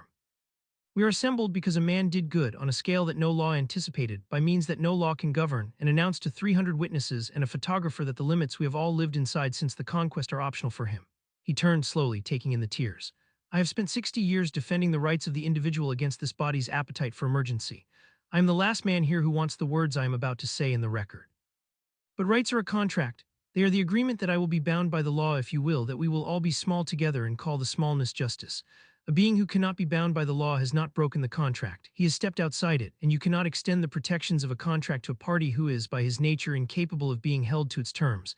That is not cruelty, that is arithmetic. He has broken no law, said a woman from the moderate benches on her feet before the chair recognized her. He has harmed no one. You are proposing to strip a man of his citizenship for the crime of being able. I am proposing, Ogden said, that we admit we do not have a word for what he is, and that pretending the old words still fit him is how people will die. It went on like that, reasonable and gray and terrible, until the chief warlock yielded the floor to the Confederation, and the envoy rose and the chamber went quiet in a different register because the Confederation did not visit Britain to be reasonable. She was a tall woman from the West African delegation, Adiza Okonkwo, who held 3 mastery chairs and had buried a husband in the last Continental Dark Magic War, and she did not waste the chamber's time with preamble. Government has authorized me to be candid, which is a courtesy you should not expect twice, she said. Every nation represented in the Confederation has in the past 9 days run the same assessment and reached the same finding, and I will give it to you plainly because you are clearly intent on talking yourselves gently toward it over a period of weeks you may not have. There has never in recorded history been a single individual who constituted a strategic threat to the entire species. Dark lords are local, plagues are slow. Even the catastrophes your Department of Mysteries does not discuss in open session. And here her eyes found Harry and held him, the only person in the chamber who had looked into the shaft and knew exactly which catastrophes she meant, were collective, distributed, survivable by someone somewhere. Mr. Potter is the first phenomenon in our history who is not local, not slow, and not by any model we possess survivable if his disposition should change. We are not here to ask Britain to govern him. You cannot govern him, we have read your protocol and we have laughed at it with respect. We are here to inform you that the Confederation now classifies the existence of an ungoverned being of this magnitude as a standing emergency, and to ask Britain a single question, the answer to which will determine a great deal. She paused. Do you intend to do something about him, or do we? It was the closest the chamber came that day to silence as a physical fact. Harry stood. He had not been recognized, and he stood anyway, because there are moments the rules are for and moments the rules are merely in, and the witness chair scraped on the old stone and 400 years of tears leaned in. You're asking the wrong people the wrong question, he said into the quiet, and he kept his voice level, kept his hands open at his sides, gave the chamber the only thing he had to give, which was the sight of a man with the power to flatten the room, declining visibly to. You're asking Britain whether it can do something about me, and you already know the answer is no, and you're asking it anyway because the asking lets you behave as though doing something is still an option, and it isn't, and the sooner we all stop pretending it is, the sooner we can talk about the thing that's actually true. He turned to the envoy, to Okonkwo, because she was the only one in the room brave enough to have said the real thing. You classified me as a standing emergency. I understand why. I'd have done the same in your chair. But an emergency is a thing you respond to, and there is no response, in a category with no response, and it isn't a plan. It's a way of being frightened that feels like a plan. I came up here to tell you the truth since no one else seems willing to put it on the record. You can't hold me, you can't govern me, and you can't, if it comes to it, stop me. Those are facts, and I am sorry for them more than you will ever believe. What you can do is watch what I choose and judge me by it the way you judge every powerful neighbor you have ever been unable to control, which is to say all of them, since power has never once in history been distributed fairly and you have all survived anyway by trusting and verifying and remembering. That's the only tool that has ever worked against the strong. It's the one you're reaching past because it's slow and it can't be voted on, and it's the only one left. He sat down. Chamber did not applaud because chambers do not, and frightened chambers least of all. They voted in the end after 3 more hours to mandate the binding protocol over Kingsley's objection and Croker's, the way frightened bodies always choose the procedure that lets them feel they have acted, and Harry let the vote pass without a word because he had already decided in the long gray hours before noon exactly what he would do when they tried. The binding protocol was elegant, Harry would give them that. Croker's fingerprints were on it, the careful pessimism of a man who had buried 4 colleagues, and it did not try to overpower Harry because the people who built it were not fools and knew that overpowering Harry was a category error, like trying to dam a river by shouting at it. It tried to do something clever. It tried to make him agree. The leash they had designed was woven, like the great lattice itself, out of will but living will, the donated and binding consent of a council of 7, their oaths braided into a constraint that would sit not on Harry's power but on his permission, so that he would retain the ability to do anything and lose the ability to consent to doing it without the council's countersignature. It was, in its way, a thing of genius, an attempt to externalize the gap between wanting and having that Croker had spent 9 days teaching him to hold open. They wanted to take the leash he was forging by hand, alone in the dark, and replace it with one held by a committee so that he would never have to trust himself again, and neither would they. And it would work, Harry saw, for exactly as long as he wanted it to work, and not 1 second longer, and that was the flaw that no cleverness could design out. Because the binding ran on his consent, and consent is the one thing that cannot be bound, since the act of binding it requires the very faculty you are trying to bind. They could braid 1,000 oaths into a constraint on his permission, and the constraint would hold his permission precisely until the moment his permission no longer wished to be held.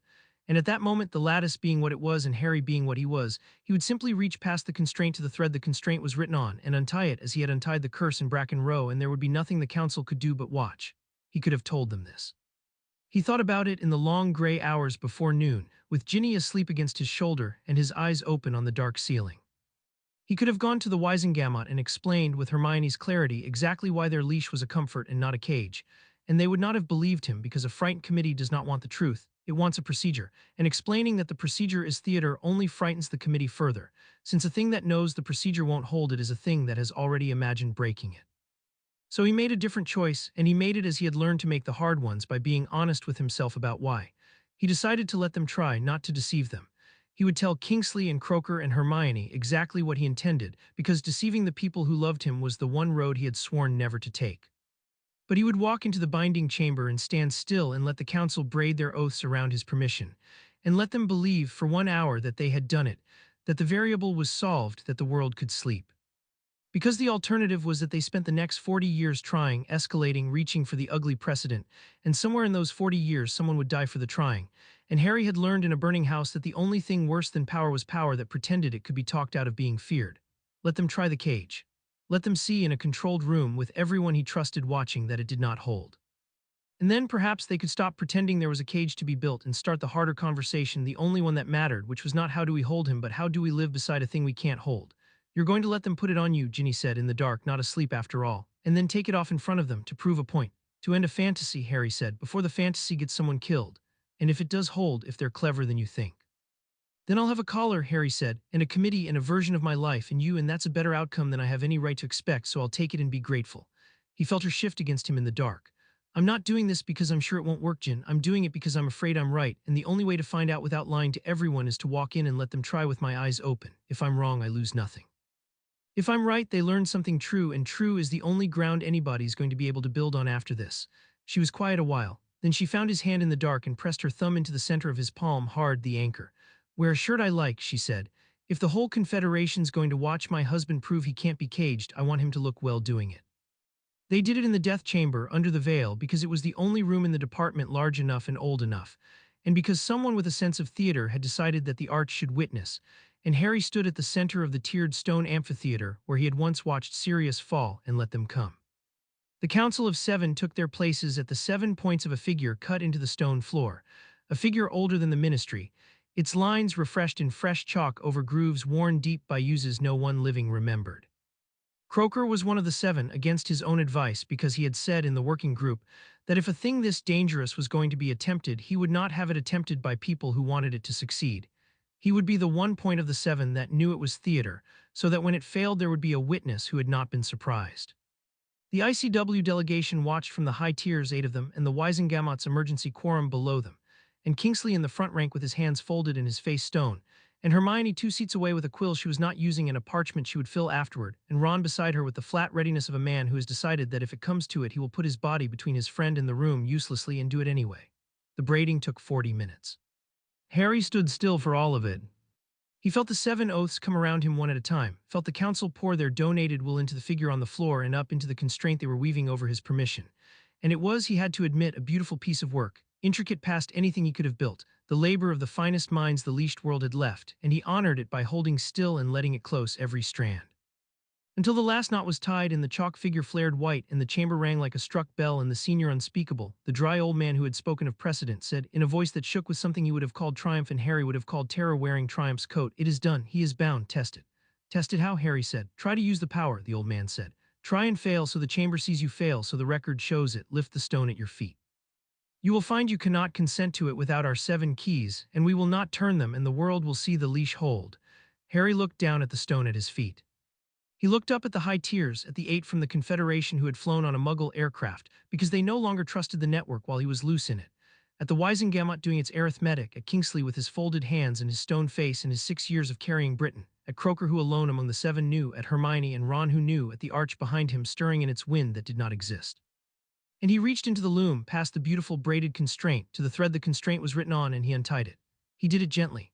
That was the thing he had decided in the dark and held to now, the only mercy available to him in that room, that he would not break their work, would not shatter it or burn it or make it spectacular, because spectacle was a kind of cruelty when the thing you were destroying was 40 minutes of the finest hope a frightened world had left. He untied the constraint the way you untie a child's knot that has gone wrong, finding the loop, easing it loose, so that the 7 oaths simply came undone and lay down, intact, unspent, returned whole to the council that had given them, and the chalk figure on the floor dimmed from white to gray to nothing. And the constraint that had been woven over his permission was, between one breath and the next, not there, and had left no mark, and had cost him nothing.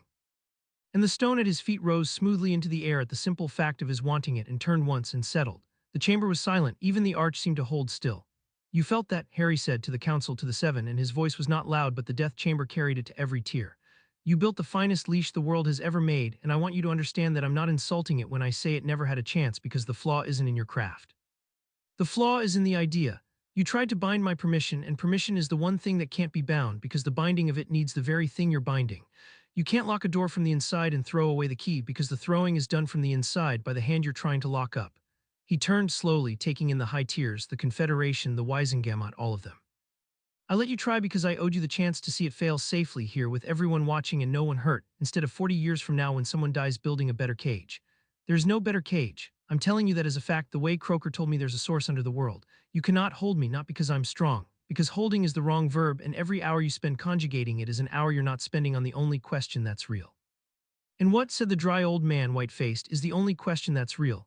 "Whether you can trust me," Harry said, "which is a terrible question, and I'm sorry it's the only one left, and I'd give anything for there to be a cage so you didn't have to ask it, but there isn't, so that's the question, not how do we hold him, how do we live next to a thing we can't hold, and the answer to that one isn't a protocol.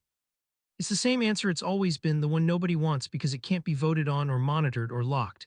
You watch what I do, you judge me by it, and you decide the way you decide about any neighbor with the power to hurt you, which is to say every neighbor you've ever had, whether the way I've behaved earns the benefit of the doubt." He let the stone settle fully to the floor. "I caught a building on Tuesday. I let a council tie me up today, and I untied myself without breaking a single oath or harming a single hair. That's the evidence. It's all the evidence I can give you. I know it isn't enough. I know that trust isn't a cage and that you came here for a cage, but it's what there is, and pretending otherwise is how people get killed." It was Kingsley who stood in the end into the silence, because someone had to, and he was the only one in the room whose office required courage as a duty rather than a virtue. "The session is adjourned," he said. "There will be no binding. The protocol is withdrawn." A rustle of outrage from the Ogden faction from the high tiers, and Kingsley raised his voice over it, the deep voice that had once held a battlefield. "I have just watched the most powerful being in the history of our world be offered the chance to humiliate this ministry, and instead he handed 7 oaths back to their owners intact and asked us politely to be brave. You may not like the answer.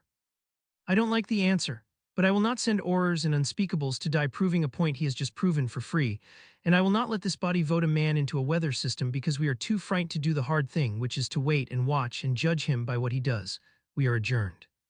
They filed out of the death chamber slowly, the way crowds leave a place where something has gone permanently wrong, looking back over their shoulders at the man standing alone at the center of the chalk figure that no longer glowed. Okonkwo was the last of the Confederation to go. She stopped at the foot of the tiers where Harry could hear her, and she looked at him for a long moment with the eyes of a woman who had buried a husband in a war and learned to weigh the living without sentiment. You did a generous thing just now, she said. You handed 7 frightened people their oaths back unbroken. I want you to understand how it reads to those of us whose profession is threat because no one else in this room will tell you. She drew her traveling cloak around her. A lesser power would have crushed that binding to show it could. You untied it without leaving a mark, which means you have the patience and the precision to do anything you choose with a delicacy that leaves no evidence. That is not less frightening than a monster, Mr. Potter. It is the most frightening thing I have ever stood in a room with because a monster announces itself and you have just demonstrated that whatever you become, we will never see the hand move. She inclined her head, a small grave courtesy, the salute of one professional to a force she respects and intends to plan against. I hope you stay kind. I have built my whole report around the assumption that hope is not a strategy. Good night, she left. Croker came down from his point of the 7 and stood beside Harry in the emptying chamber, the underlight of the arch moving over both of them, and he did not speak for a while, an old man and a younger one looking at a smear of chalk where the world's best hope had quietly come undone. She's right, you know, Croker said at last. That's the trouble with all of it. Everyone in this room was right. That's what makes it a tragedy instead of a crime. It did not end there, of course, because endings are a thing the leashed world had largely lost the knack of. The ICW delegation withdrew to its chartered aircraft and its sealed reports, and the word that came out of the Confederation in the following days was not stand down but contingency, which Hermione translated for him over tea with her face very still. They've stopped trying to build a cage and started planning for the day they decide to stop you, and the only mercy is that they don't have a method, because the only method anyone's ever had is you. The Wisengamot did not declare him a circumstance, but it did pass in a thin late-night quorum, a measure granting itself emergency powers it could not possibly enforce, the legislative equivalent of a man drawing a chalk line around himself in a storm. And the prophet ran God. For 3 more days, and then, when nothing further fell out of the sky, ran a piece by a columnist Harry had never heard of, asking whether a wizard who could not be governed should be permitted to remain in a governed country, and that one got more letters than the building had. They gathered at Grimmauld Place that night, the people who had made themselves his reference copy, because none of them could think what else to do, and all of them understood that doing it together was the point. Ron had brought beer he didn't drink and sat with the bottle sweating in his hands. He had stood at the floor of the death chamber that afternoon ready to put his body between his friend and a room, and the room had not needed it, which had left him with a courage he had nowhere to spend, and that Harry could see was its own kind of wound. Here's what I keep coming back to, Ron said finally. And I've been thinking about it all day, so let me get it out before Hermione tells me I'm wrong. We spent a year in a tent, you, me, her, hunting bits of his soul.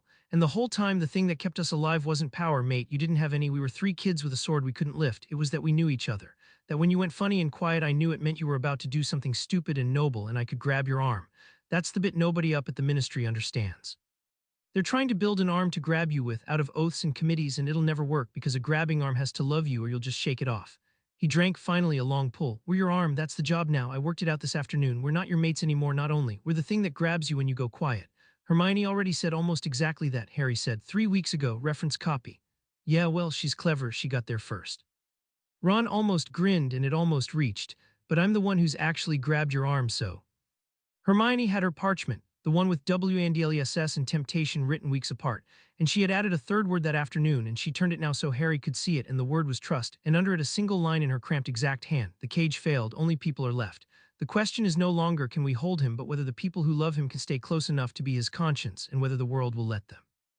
That last clause is the dangerous one, Hermione said. Whether the world will let us, because the world's instinct, now that the cage has failed, is going to be to isolate you, cut you off. A weapon with no friends is at least predictable. A weapon with people it loves is a weapon with pressure points, and frightened people would rather face a clean monster than a man who can be hurt through the people around him. She set the parchment down. They'll come for us next, Harry, not violently, quietly. They'll find reasons to move us, transfer us, separate us, all very reasonable, all very procedural, and the goal will be to leave you alone with the only voice that doesn't flinch, and you know whose voice that is. The drowned kings, Ginny said from the window. She had been quiet, watching the street where a pair of figures in plain robes had been not watching the house for 2 hours. They'll isolate him until the only thing left talking to him is the thing at the bottom of the world. They won't mean to. They'll think they're containing a threat and they'll be handing him to it. The room was quiet a moment. Out in the dark, the 2 figures shifted and went on not watching. Then we don't let them, Luna said. She was sitting on the floor with her back against Harry's chair where she had installed herself without explanation, and she said it as simply as she said everything. That's all. Whatever reasonable quiet thing they do to move us apart, we refuse it. We make ourselves expensive to separate. We turn up.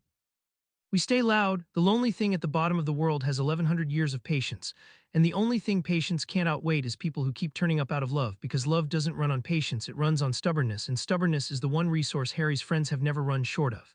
She tipped her head back against his knee. I'm not frightened of you, Harry. I want that in the record too, since everyone's putting things in records today. Out of everyone in that chamber and everyone in that street, I'm the one who's known you longest without ever once needing you to be smaller than you are. So when you start to forget which lonely thing you're saving, look for me. I'll be the one who isn't backing away." Harry looked at the four of them in the lamplight of the house that had stopped being a tomb, and he understood that this was the leash, the real one, the only one that had ever had a chance. Not 7 oaths braided by frightened counsel, but a man with a beer he finally drank, and a woman with a parchment of words held against the day he forgot them, and a wife at the window counting the watchers in the dark, and a strange, fearless friend with her head against his knee telling him she would not back away. It was a worse cage than the ministry's. By every measure the ministry understood. It could be broken by a single bad night. It held by nothing but their stubbornness and his love and the daily choice of all 5 of them to keep turning up. And it was the only thing standing between Harry Potter and the bottom of the world, and he knew, looking at them, that he would burn the whole of his impossible power to ash before he let anything take it from him. And he knew, too, with the cold honesty he had learned in the war, that the voice knew it as well, and that anything that wished to move him would not come for him at all. It would come for them. He felt the distance widen with every day of it. Not from Ginny, who held the center of him as she always had, and not from Hermione and Ron and Luna, who had made themselves his reference copy and refused daily to flinch. From everyone else. From the street. He walked through Diagon Alley a week after the binding chamber and watched the crowd part around him. Watched mothers gather children, watched a shopkeeper he'd known for years find something urgent to do in the back, and he understood that he had become to the ordinary magical world the thing the woman in the glass was to him. A wonder you could not look at directly, a generosity that frightened, a held building that might, on a Thursday, on a tired day, on the day someone he loved was hurt, come down. And in the widening, in the long cold spaces it opened in him, the voice grew patient and warm and reasonable, and it stopped asking him to lift stones and began at last to make its case. "You see how they are," the drowned king said in the dark, in the cathedral quiet that lived behind the bone of Harry's ear. "You caught their children. You untied their oaths without breaking one. And still they part around you in the street and plan their contingencies and write their columns, because fear is the only relationship the small can have with the large, and you have made yourself large and there is no road back to small. They will never trust you. Not in your lifetime, not in your children's. You will spend 100 years being good in front of a crowd that gathers its children, and at the end of the 100 years they will trust you exactly as much as they do today, because trust is a thing that flows uphill from the weak to the strong only under threat, and you have sworn never to threaten them, which means you have sworn to be feared forever." Harry did not answer it. He had learned not to answer it. But he listened in the dark with Ginny asleep against him, and he could not find the flaw in it, and the not finding was new, and it frightened him more than the binding chamber had. "There's another way," the voice said, gentle as a hand on a fevered head. "You know there is, you felt it at the rail. They are frightened because they are small and you are large, and the fear is not their fault and it is not yours, it is only the distance, and distance can be closed. You are very, very good at closing distances. It is the one thing you have always been for. You could close this one.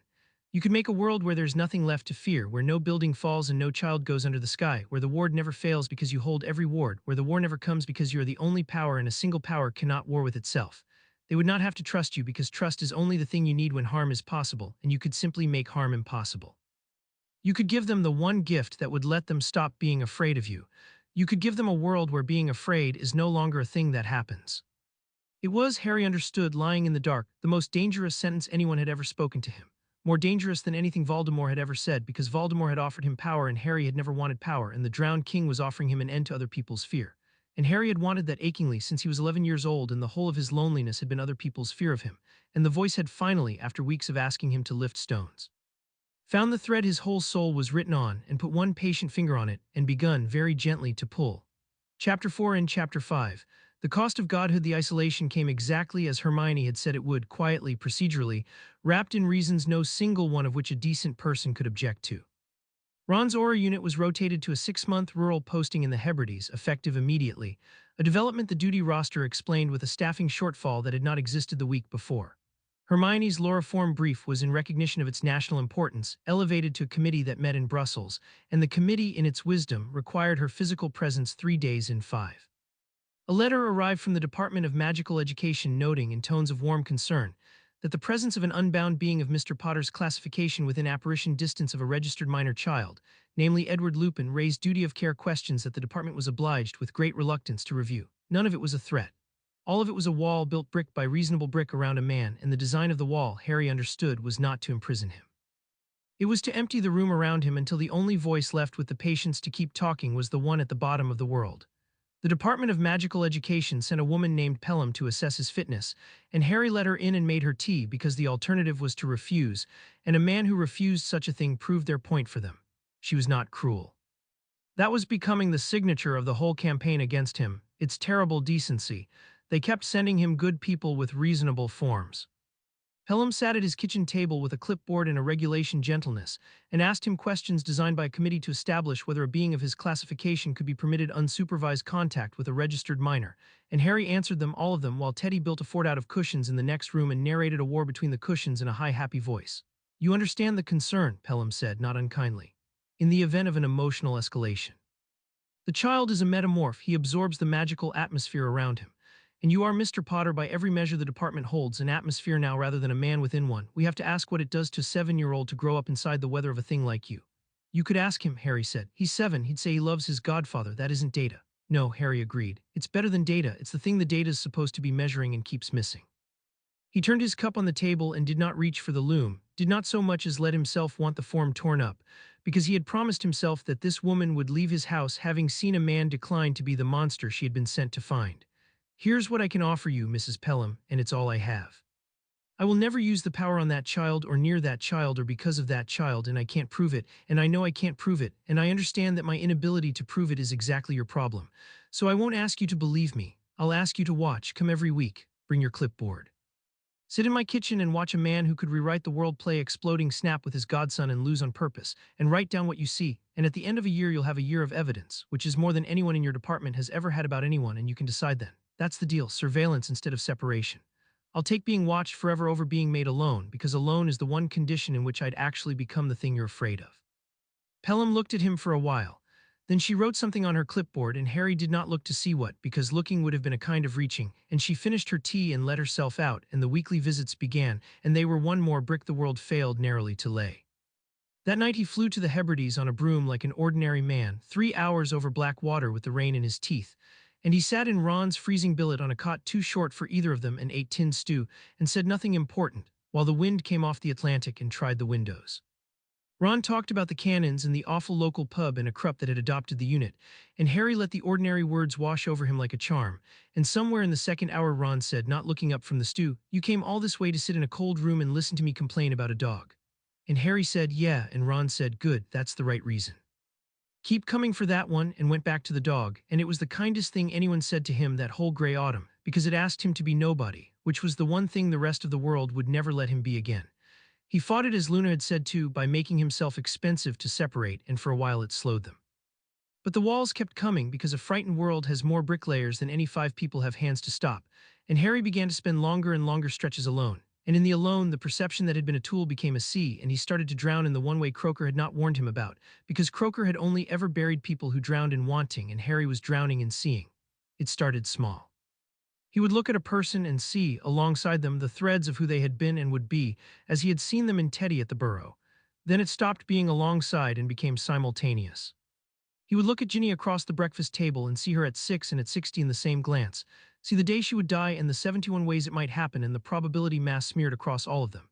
See the version of her that had married someone safer and the version that had died in the war and the million Ginnies fanning out from every choice she had ever made. And he had to learn fast before it unmade him. To look at his wife and choose to see only the one of her that was actually there, the way you learn to ignore the blind spot in your own eye. Most people are saved from this by merciful narrowness. Harry had had his narrowness burned away, and what was left was true, all of it, every timeline and every death laid out flat and visible, and the truth, he discovered, was not a thing a human heart was built to hold. The arithmetic was the worst of it. He noticed it first with strangers and was relieved, briefly, that it was only strangers, until he understood that the relief was itself the symptom.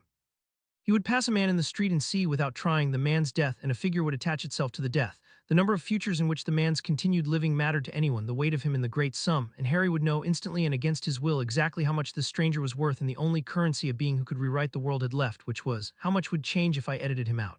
With most people the number was small. That was the obscenity of it. Most people, weighed against the whole turning machinery of the world, came out small.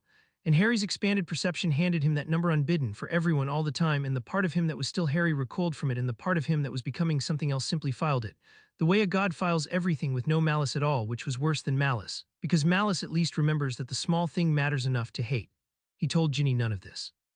That was the second lie after the candle, after not far, and it was the one that frightened him, because he had promised her words out loud like a person, and he was learning that the distance opening in him was not a thing words could cross anymore. How do you say to the woman you love, "When I look at you I see your death in a number, and I have to work now every morning not to know what you weigh"? There were no words shaped for that. The leash had no vocabulary for the view from above it. Ginny caught him at it on a Sunday, the seeing, the arithmetic, because Ginny caught him at everything. It was the load-bearing fact of their marriage. They were in the garden, the small walled garden behind Grimald Place where she grew things badly and on purpose, and she had her hands in the dirt and her hair coming loose, and Harry looked at her and the seeing took him before he could close it down. He saw her dying. Not threatened, not soon. He saw the ordinary far-off fact of it, an old woman in a bed in 50 years with her hand in his. The gentlest death in all her fanned-out timelines, and beside it unbidden obscene the number, the weight of her in the great sum, and the number was not small, the number was the largest he had ever seen attached to a single human life, so large his expanded sight could barely hold it, and that should have been a comfort, and it was the worst thing of all. Because it meant that the part of him becoming a god had ranked her, had measured his own wife against the turning world and found her heavy, and the finding was a kind of violence even though the answer was love. She sat back on her heels and looked at him through the loose hair, and she read his face as she read everything. "You're doing it now," she said. "The thing you won't tell me about. You looked at me just now and went somewhere and came back wrong." She did not make it a question. She wiped her hands on her jeans and sat down properly in the dirt, facing him, the way you sit when you have decided not to let someone leave the conversation. "You promised me words, out loud like a person. You're breaking it, and you're breaking it gently, which is worse because gentle is how you lie to me now. So use the words, whatever it is. I married a man who went toward buried things. I can hear a buried thing say it." And Harry in the badly grown garden in the gray Sunday light used the words because she had asked, and because the asking was the last thread of the leash he had any right to hold. "When I look at you," he said, "I see your death, all of them, and I see a number. How much the world changes if you're not in it. I can't stop it. I've tried. It comes whether I want it or not with everyone all the time, and with you the number is so big I can barely hold it, and I keep thinking it should make me feel better, and instead it makes me feel like I've done something to you just by looking. Like I've put you on a scale, like loving you isn't enough anymore because now I also know what you weigh and the knowing sits on top of the loving and I can't get it off." He made himself hold her eyes. "That's the cost, Jin, not power, this. I'm becoming something that can't look at the people it loves without pricing them. And I'm telling you because you asked, and because you should know what you're standing next to, and because if there's a day I stop being able to feel how wrong it is, you're the one who has to notice, and you can't notice a thing I've hidden." Ginny was quiet a long moment. A blackbird went over the wall. When she spoke, her voice had not gone soft. That was the mercy of her. She never went soft at the moments other people would have. "All right," she said, "then here's what we're going to do about it, because I'm not going to sit in a garden and watch you grieve a marriage we're both still in." She took his hand and pressed her thumb into the center of his palm, the anchor, hard enough to hurt. "You can see my death and my number. Fine, horrible, but fine, it's yours now. It comes with the rest of you. But the number isn't me, Harry. It's a fact about me, like my height, like my blood, and you don't love me because of my height. So when the number comes, you say it out loud to me like you just did, and we look at it together, and then we put it where the other true horrible facts go, the ones we don't let run the house. You don't get to carry it alone and call that protecting me. That's not protection, that's just you deciding again that you're the only one strong enough to hold the bad thing. You married a Weasley. We hold the bad things in a crowd. That's the whole point of us." She didn't let go of his hand. "Look at me again, go on, see all of it, the death and the number, the whole obscene business. And then tell me you love me anyway, out loud like a person, and we'll find out together whether the loving's still bigger than the knowing. Because that's the only experiment that matters, and you've been too much of a coward to run it." He looked at her again. He let it all come, the death and the timelines and the terrible heavy number, and he did not flinch from it, and underneath it, around it, holding it, was the plain fact of her in the dirt with her hair coming loose and her thumb in his palm. And he found that the loving was still bigger, that it had been bigger the whole time, that the knowing only sat on top of it because he had been letting it, and he said, "I love you anyway," and meant it down to the floor of himself, and Ginny said, "There, see. Not a coward after all," and pulled him down into the badly grown garden and held him while the blackbird sang. And it was the last entirely human afternoon he would have for a long time, and some part of him, the part that could see all the timelines, knew it and did not tell her and let her have the song. The trigger when it came was Andromeda, and it nearly finished him. She had raised Teddy alone for 7 years, Andromeda Tonks, who had lost a husband and a daughter and a son-in-law in a single year, and gone on getting up in the mornings because a blue-haired child needed breakfast. And she had done it with a straight back and a dry voice that reminded Harry painfully of her dead sister and her living one both. And one gray afternoon in the autumn, with the walls closing and Harry stretched thin between the Hebrides and Brussels and the bottom of the world, Andromeda's heart, which had carried more than any heart should and said nothing about it, simply stopped in her kitchen with the kettle on, and Teddy found her, and it was Teddy's owl, clumsy and panicked, that reached Harry first. He was there in the time it takes to want to be. He did not walk or fly or apparate. He wanted to be in Andromeda's kitchen, and he was in Andromeda's kitchen. And the kettle was still shrieking on the hob, and Teddy was on the floor beside his grandmother with his hair gone white, bone white. The color Harry had never seen it. The color of a metamorph who has forgotten he is allowed to be anything, and Andromeda lay on the flags with the particular stillness that Harry knew from the war, the stillness that has no timelines fanning out of it because all of them have already closed. And Harry, who could rewrite the world, reached for the loom. He found her thread, it was right there. Death was not, he had learned, the wall the leashed world believed. Death was a state written in the lattice like any other, and the difference between Andromeda living and Andromeda dead was a few fibers, frayed, that he could see and name, and he understood with a vast cold certainty retie. he could bring her back. Not the resurrection stone's gray half-summons, not a shade called unwilling to a world it no longer belonged in. He could do the real thing, the thing the first wizards had done at the height of the golden stretch, the thing that had called the dead to dance at their own wakes. He could reach into the place where Andromeda's heart had stopped and tell it to start, retie the frayed fibers, give the white-haired child his grandmother back whole and warm and reaching for the kettle, and it would take him, he knew, about 4 seconds, and there was nothing in the world that could stop him. And the voice at the bottom of the world said nothing at all because it had learned that the silences were more persuasive than the words, and it simply waited. While Harry Potter knelt on a dead woman's kitchen floor with his hand on the thread of her life and his godson weeping beside him, and held the longest 4 seconds of his existence, he saw what would happen if he pulled. That was the gift and the curse of the seeing. He could not act without watching the act fan out into all its futures. He saw Andromeda back, warm, reaching for the kettle, and he saw her face the moment she understood what had been done to her, that she had finished, that the long, terrible work of her life had been completed, and she had been hauled back from the rest she had earned because a child cried and a god could not bear the crying. He saw her live another 40 years that she had not chosen, in a body he maintained, grateful and grieving and never again entirely her own, a woman who had been resurrected the way you repair a fence. And he saw the precise moment, years on, when she would look at him with her dry black family eyes and say, without cruelty, you should have let me go, and you knew it, and you did it anyway because you couldn't stand to be the one who couldn't fix it. He saw that bringing her back would not be for Teddy and would not be for Andromeda. It would be for Harry, to spare Harry the unbearable thing, which was to stand beside grief with all the power in the world and choose to let it be true. He took his hand off the thread. He did the other thing instead, the thing that was so much harder than resurrection that he understood, kneeling there, why the first wizards had chosen the easy road and drowned the world for it. He gathered the white-haired child up off the floor and held him, and he let Andromeda be dead, and he wept, which he had not done since the war, real tears, a man's grief and not a god's arithmetic. And the weeping was the most human thing he had done in months, and it cost him more than catching the building had, because catching the building had only required power, and this required him to set the power down while it was screaming at him to be used. He held Teddy on the kitchen floor with the kettle shrieking until he remembered to want it silent, and it fell silent, and the two of them sat in the quiet beside the woman who had earned her rest, and Harry let her keep it. He arranged the funeral the slow way, with owls and a muggle undertaker and a notice in the prophet, every step of it the long human way, because he had learned with a glass of water that the long way was the only line he was sure of, and never more sure than now.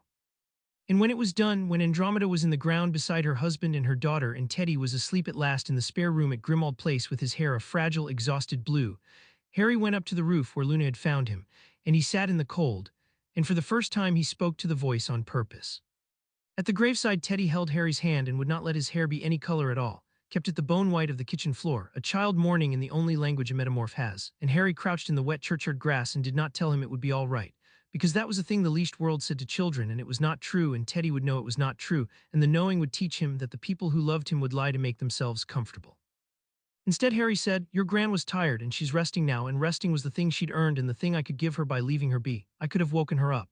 I want you to know that when you're older, I could have, and I didn't, because waking her would have been for me, so I wouldn't have to stand here with you feeling this. And this is real, Teddy, this thing you're feeling, it's the realest thing there is, and I'm not going to take it off you to spare myself. I'm going to stand here and feel it with you instead. That's what I've got. It isn't much against what you've lost. It's the most I'm allowed to give without stealing something. And the white-haired child looked up at him with his mother's eyes in his father's face, and did not understand the half of it and understood somehow the whole of it, the way the very young understand the weather of the adults around them, and he let his hair go very slowly to a deep exhausted blue, the color of a boy who has decided to keep living, and he put his face into Harry's coat and wept properly, and Harry held him in the rain and let the most powerful being in the history of the world be. For 1 hour only a man at a funeral holding a crying child, which was the hardest and the truest magic he had performed all year. You wanted me to do it, he said to the London dark. You said nothing, which is how you ask now. You wanted me to bring her back. I wanted nothing, the drowned king said, gentle, vast, the inside of a cathedral. I never want anything. That is the whole of my advantage over you. I only showed you the thread, and you saw it yourself, and you turned away, and you wept, and I want you to notice, Harry, since you are a noticing kind of man, what your turning away actually cost. A woman is in the ground who did not have to be. A child sleeps without his grandmother who did not have to. You had the power to spare them both, and you chose instead to honor an abstraction, a line you drew with a glass of water in a chalk cell, and the line did not save anyone. It only let you feel clean. That is what your discipline buys in the end, not a better world, a cleaner conscience purchased with other people's dead. And Harry on the cold roof could not answer it, because it was, as always, accurate, and the accuracy went into him like the splinter behind his ear had gone in, too small to find and too deep to leave alone, and he understood that this was the trap closing, that the drowned king had stopped trying to make him want power and started, far more cleverly, to make him doubt restraint, to turn his own goodness into the lever. Because a man who can be made to feel that his mercy is cowardice is a man who will eventually, to prove he is brave, do the merciless generous thing and call it love. The full vision came to him 3 nights later, and he did not have to go to the rail for it because the rail had come to him. That was how far it had gone. He woke or thought he woke, and the bedroom was gone, and Ginny was gone, and he stood at the edge of the shaft under the department with the underlight pouring up over him. Except the shaft was everywhere now, the whole world was the shaft, and the drowned king stood across the radiance from him in the shape it had finally chosen to wear, which was not a monster and not a corpse but a man, tall and gray-eyed and worn beautiful by 1100 years of patience. A king the way the oldest kings were kings. Before crowns, when a king was simply the one the world agreed to obey. I will show you, the drowned king said aloud now with a mouth and a voice like the sea moving in a cave, the thing I have wanted to show you since you leaned over my prison and listened, not an argument. Arguments are for the leashed. I will show you the world I see, the one that is one decision away, and then you will tell me which of us is the monster. And he showed Harry a world remade. Not ruled, the drowned king was cleverer than that and knew Harry too well to offer thrones. A world simply mended, the way Harry mended cups, every fault in it retied by a will that could see every thread. He showed him the wards that never failed because a single hand held all of them so that no building ever fell on a child buying ink. He showed him disease unwritten from the lattice, not cured but uncaused, every plague that would ever come simply edited out of the pattern before it could begin. He showed him the wars that did not happen because there was only one power, and a single power cannot war with itself. He showed him grief, even grief made optional, the unbearable losses softened at the source. Andromeda's heart retied before it stopped. Fred Weasley laughing at a counter he had not died behind, Sirius walking back through the arch, Harry's mother and father old and gray and meeting their grandchildren, all of it possible, all of it one decision away, a world with the suffering taken out the way you take a stone out of a shoe. You call it tyranny, the drowned king said, watching Harry's face in the radiance. Because you have been taught that a world without choice is a prison. But look at what the choices have built, Harry. Look at the world the precious choices made, Andromeda in the ground, 300 under a falling sky on a Tuesday, a war that ate your childhood and a peace that is only the war resting. You guard the right of the world to choose, and the world chooses this over and over, choice after choice, and the choosing is the disease, and I am offering you the only cure, and you will refuse it, and I want you to be honest for once in front of someone who cannot be lied to about why. And Harry, standing in the vision of a mended world with his dead walking through it, was honest, because he had promised himself he would always be honest at the top of a cliff. Because it isn't mended, he said. It's edited, and the difference is the whole of everything. He made himself look at his mother, gray and laughing in the false vision, and he made himself turn away from her, which was the hardest thing he had ever done, harder than the kitchen floor, harder than the forest. A mended cup is still a cup that broke. A mended world is still a world where Andromeda's heart gave out and you reach in and decide it didn't.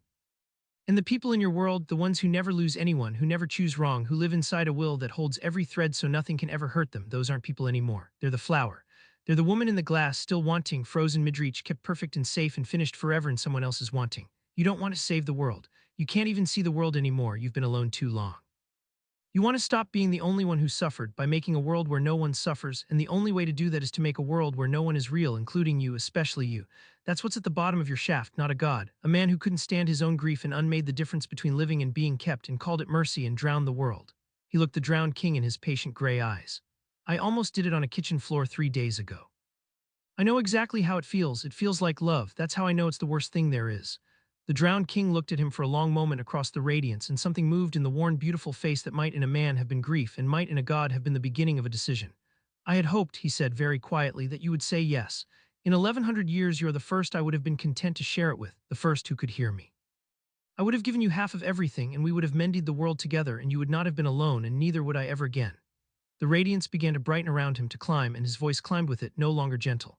But you have chosen your glass of water over your mother's face and your clean line over a world without falling skies, and I see now that the leash took you deeper than I understood.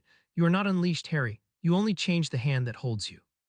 So I will do the thing I have not done in 1100 years because I have waited long enough, and because you have shown me there will never be a willing door, I will stop asking to be let out. Harry woke. He was in the bedroom. Ginny was sitting up beside him with her hand fisted in his shirt, her face white in the dark, and she was saying his name, had been saying it, he understood, for some time. The window, she said. Harry, look at the window. He looked. Beyond the glass, over the orange underbelly of the London cloud, the stars were wrong. Not clouded, wrong. They had begun very slowly to move, to slide out of the constellations he had known his whole life and rearrange themselves into a pattern that meant nothing. A sky forgetting it was a sky, and from somewhere far below the city, under the chalk, under the arch, came a sound he felt in the floor of the world rather than heard. The long, low groan of an 1100-year-old lattice taking, for the first time since it was woven, a deliberate push from the inside. It started, Harry said, and got out of bed and reached for nothing, and found with the cold, clear honesty of a man who has finally run out of time to lie that he was not afraid, and that the not being afraid was the most dangerous thing left in him, because it meant that some part of him, the part that had stood at the rail and felt the world the way it felt itself, had been waiting for this, had perhaps even wanted it. The way you want the storm to break when you have been too long under the weight of the sky. By dawn it was no longer only the stars. The reports came in faster than the ministry could classify them, and Harry read them over Croaker's shoulder in the round chamber by mid-morning, because Croaker had sent for him before the minister had, with 3 words on grey parchment, "It has begun." In a village in Cumbria the river had stopped agreeing to run downhill, and lay in its bed undecided, the water standing in long bright sheets while the villagers watched and could not say what was wrong, only that the world had developed a stammer. In a churchyard outside Cardiff the dead had not risen, nothing so crude, but the grass over them had begun to grow backward into the ground, and the names on the stones were unlearning themselves, the carved letters going soft and shallow as though 1,000 years of weather were happening in an afternoon. A whole street in Manchester had for the length of one terrible hour forgotten it was a street, and the people on it had wandered in a fog of unmeaning, unable to recall what the long flat stone thing under their feet was for until the spasm passed and left them weeping in the road without knowing why. "It's the drowning," Harry said, "the one from the fragments, it's starting again." "It's starting again," Croaker agreed. He looked older than he had in the autumn, older than the chalk. "And it's starting here in Britain, the way it started here the first time, because this is where the wound is, this is where the cage was laid, and the cage is being unwound from the inside. He stopped asking, Mr. Potter, he told you he would and he has. He's pulling the threads one by one, the dead wills first, because the dead can't refuse him, and every thread he pulls the lattice slackens, and every slack the world stammers, and when enough threads are gone the whole thing lets go at once, and the difference between living and unmade goes out of the world like a tide going out." He turned from the rail. "We bred ourselves too small to stop it. I told you that in the autumn, and I thought I had centuries to be wrong in. I had a season." "Then I'll stop it," Harry said. "You're the breach he's pulling through." Croaker said it flatly, the cruelty of an honest man. "You understand that. When you reached past the meter and put your hand on the loom, you opened a place in the cage that hadn't been opened in 1100 years, a place shaped like you, a door he could finally feel from the inside because there was finally someone awake on the other side of it. He isn't breaking the lattice everywhere. He's breaking it through the part that's nearest you. You didn't cause this by being wicked, you caused it by being possible. And that means you're the only one who can stand in the breach because it's your shape, and it also means that the moment you go down there to fight him you'll be standing in the exact place where the cage is weakest, holding it shut with the very thing that weakened it." He met Harry's eyes. "I don't have a plan for you. For the first time in 50 years of this office I have read every fragment and consulted every case, and I have no plan. I have only the truth, which is that the world is coming apart, and the one being who can go to the bottom and face him is the same being whose existence is the crack he's coming through. Make of that what you can. You were always better at impossible than I was." They came back to him then, the people who were his real leash, summoned by no owl but the plain gravity of the thing, the way the people who love you turn up when the sky goes wrong. Ron flew down from the Hebrides through a night that had begun to forget which way was down, and arrived with rime in his hair and his wand already out, useless and drawn, the grabbing arm with nothing to grab. Hermione came back from Brussels with a satchel of every reference she had ever made on him, 3 words underlined on the top page, and a face that had stopped pretending to be calm. Luna was simply there in the round chamber before any of them, sitting on the stone bench by the iron door with her knees pulled up, having known, she said, since the grass started growing backward, that this was where everyone she loved would need to be. And Ginny stood at his shoulder with her thumb already pressed into the center of his palm, holding the anchor, holding the center of him, and did not tell him not to go, because she had married a man who went toward buried things, and the most buried thing in the world had finally come up to meet him. "Here's the part I hate," Hermione said, into the chamber, into the underlight. "I've run it every way. If you go down there and you win by force, you become the only power holding the cage, which is the throne he offered you, which is the thing we've spent this whole nightmare keeping you off. And if you go down there and you lose, the world drowns. There's no version in my notes where you fight him and the answer is clean. Force makes you him. So whatever you do down there, Harry, it can't be force. I don't know what it is instead. I've never known, that's been the whole terror of it, that the only weapon is your character, and I can't put a number on character. But it can't be force. Promise me that's the one line you take down with you. Not the glass of water, not the long way, this one. You do not win this by being stronger than him, because there's nothing stronger than him except the thing you'd have to become, and we did not keep you human through all of this so you could stop being human at the end to save us." "Then I won't win by being stronger," Harry said, and found, saying it, that he believed it, and found under the believing that he had no idea at all what winning instead could mean, and that the not knowing was the truest thing he had carried down the long autumn, truer than the power, truer than the voice. He went to the rail. The underlight came up to meet him, eager, patient, generous, the most generous thing in the universe, and far below, deeper than the light, the darkness in the shape of a man had stopped waiting and started pulling, thread by patient thread, 1100 years of refusal coming undone in the dark, and the whole groaning weight of the failing world hung over a single descending figure with his wife's thumb pressed into his palm and his friends at his back, and no plan, no weapon, no certainty. Nothing at all to bring against the oldest power in the world but the stubborn human refusal to become it. "Hold the center," he said to Ginny, which was the only goodbye he could afford. "Always have," she said. "Go and get him and come back small enough to hold."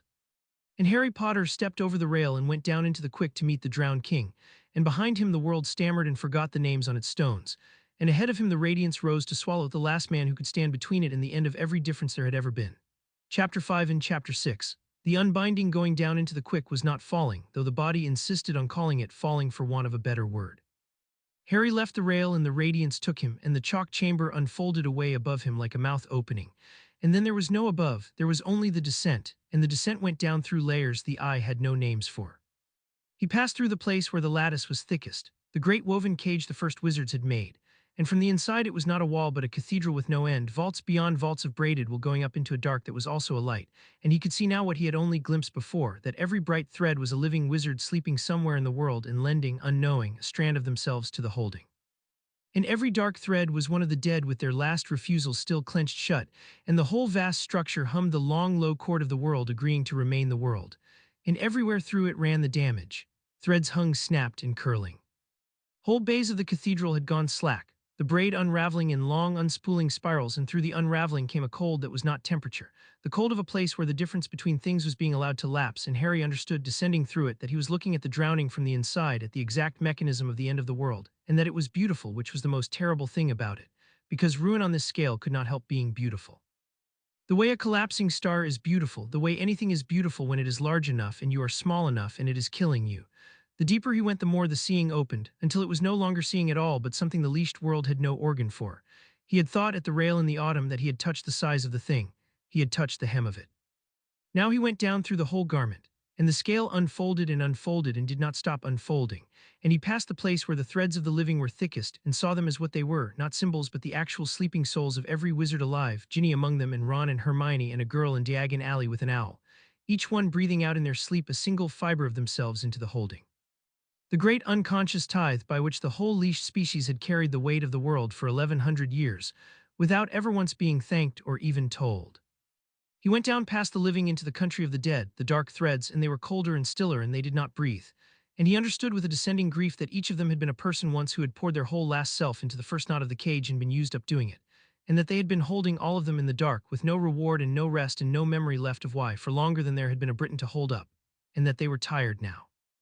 Bone tired in a way the living have no word for, and were, one by one, letting go, not from weakness but from the simple exhaustion of any no said for 1,000 years.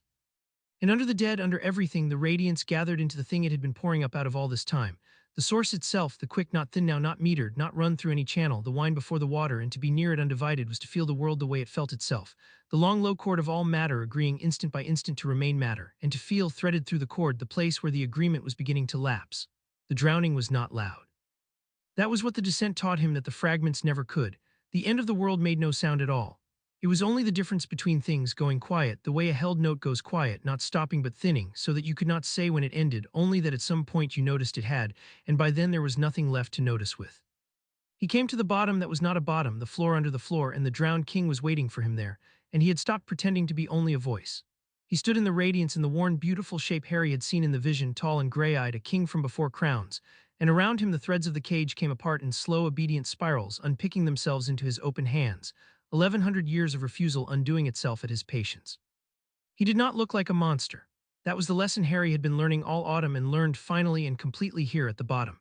That the thing which ends the world never looks like a monster because monsters are easy and the world is not ended by easy things. He looked like grief that had been given infinite power and infinite time and had used them very reasonably to decide that the world was a wound and that he was the only physician left awake. "You came," the drowned king said, and there was something in the worn face that was almost tender.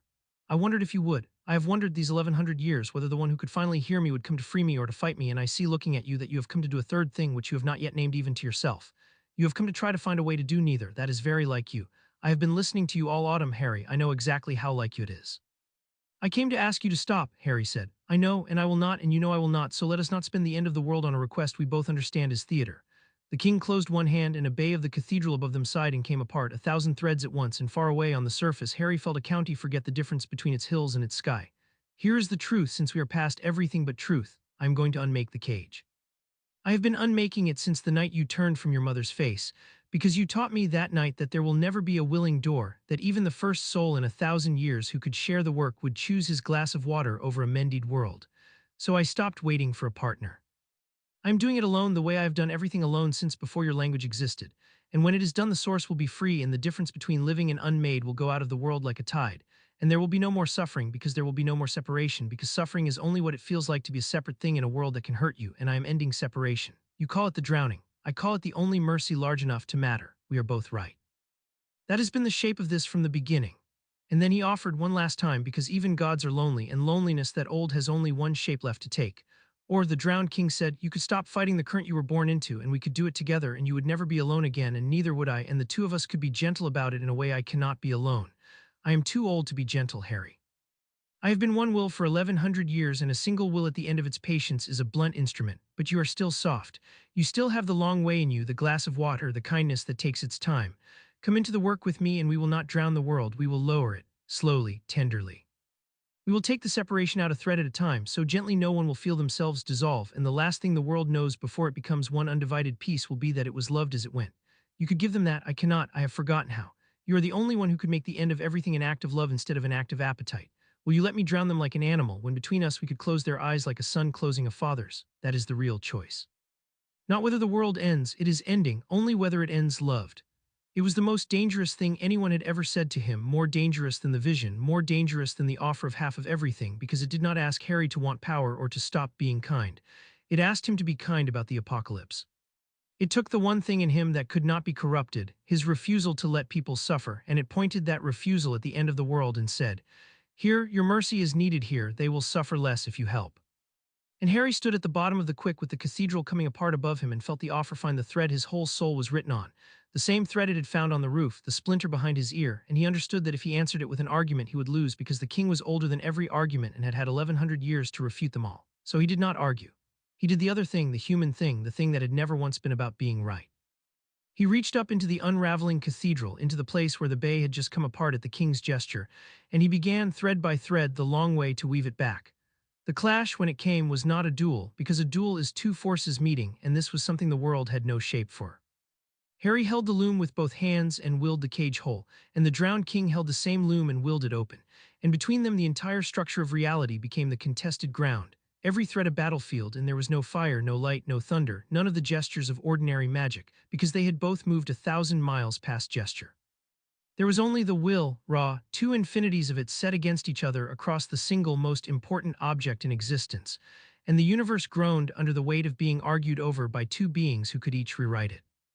On the surface, in the round chamber, Hermione and Ron and Luna and Ginny and old Croaker felt the floor of the world lurch, and the false gray sea in Croaker's study turned black and stood up in a single wave that did not fall, and across Britain the drowning and the mending met, and the land convulsed between them. In the Cumbrian village, the river that had forgotten how to flow downhill remembered, and forgot and remembered, the water surging up and crashing down in the same instant as the two wolves fought over the thread that told it what water was. In London, the warping reached the surface, and the great clock at Westminster ran backward and then forward and then sideways into a time that had never existed, and the Thames braided itself into ropes and came apart, and 10,000 muggles who would later have no memory of it stood in the streets and watched the sky fold like cloth and then unfold, mended, and fold again, as the cage was torn and rewoven and torn, second, by war being fought at the bottom of the world. In the round chamber, the five of them stood at the felted rail and watched the only thing left to watch, which was each other's faces, because there was nothing else a person could do. Croaker had brought them as far down as the living were permitted to go, and there they had stopped at the rail where the radiance came up wrong now, no longer the slow, generous turning of the autumn, but a strobing, a flicker, the light of a thing being fought over. The old man held the rail with both hands and his lips moved, and Hermione realized he was reciting under his breath the names of the dead unspeakables, the ones he had buried, the whole long roll of them, the way a man says a rosary when the praying has stopped meaning anything but the hands still need the beads. He's at the bottom, Croaker said, past where any of the three I knew ever reached. I can feel the cage moving. It's being torn and mended in the same place over and over, faster than I can follow. They're fighting over the loom. He did not say who was winning because he could not tell, and because the not telling was its own answer. The world above told them instead. It came down through the 8 floors of the ministry as a series of impossibilities, each one worse than the last. The atrium's great fountain ran upward and hung in the air in a frozen column, and then was not water at all but a column of small silver fish, gasping, and then was water again. The lift stopped reporting floors and began reporting years. In the Auror office, the enchanted clock that read all members accounted 4 flickered and showed, for one terrible instant, a number that no clock had ever shown, and then went dark. And up on the surface, in Muggle London and magical London both, the warping broke through, and Kingsley Shacklebolt stood at a high window of the Ministry's above-ground face and watched the sky over the city fold like a letter being closed, and watched the river braid and unbraid, and watched a whole street of people forget what walking was and stand swaying in the road, and he understood that there was nothing in the powers of his office, nothing in 6 years of carrying Britain on his back, that could touch this. That the most powerful man in magical government was, at the end of the world, exactly as helpless as the swaying people in the road, and that the only being who could do anything at all about it was a friend he had once asked to wear a collar, now somewhere below the building alone in the dark. The Confederation envoy stood beside him, Okonkwo, who had flown to Britain to assess a threat and stayed to watch a world end, and she did not speak for a long time. When she did, her voice had lost all its professional weight, and what was under it was very old and very simple. My report, she said, assumed that hope was not a strategy. I would like to revise it.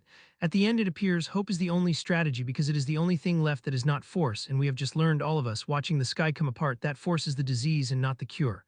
She watched the river braid. There is a man under this building deciding the fate of every living thing, and I cannot reach him, and I cannot help him, and I cannot stop him. And for the first time in my professional life I am grateful that the decision is not mine, because I do not think I would have the courage to make it correctly. I hope he does. That is my whole revised assessment. I hope he does. At the rail, 11 floors down, Ginny Weasley stood with her hand open at her side.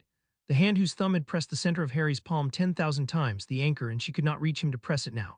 And so she did the only thing left, which was to hold the center of herself so hard that if there were any thread of her still breathing into the weave, any fiber of the sleeping tide that was hers, it would carry down to wherever he was the one message she had left to send.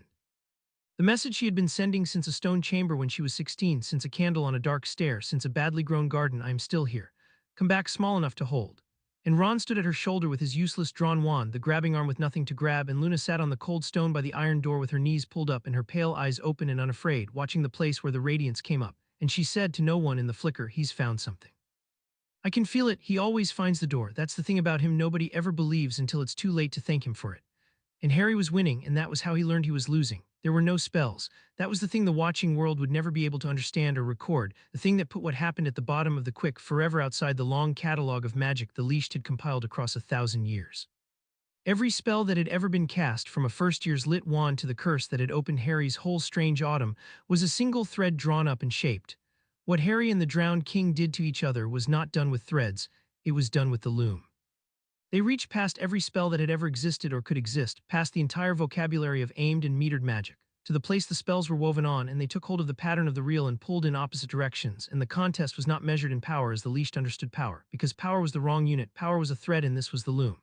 It was measured in will, in the sheer total weight of two beings each insisting against the other on what the... And Harry, in the insisting, rose.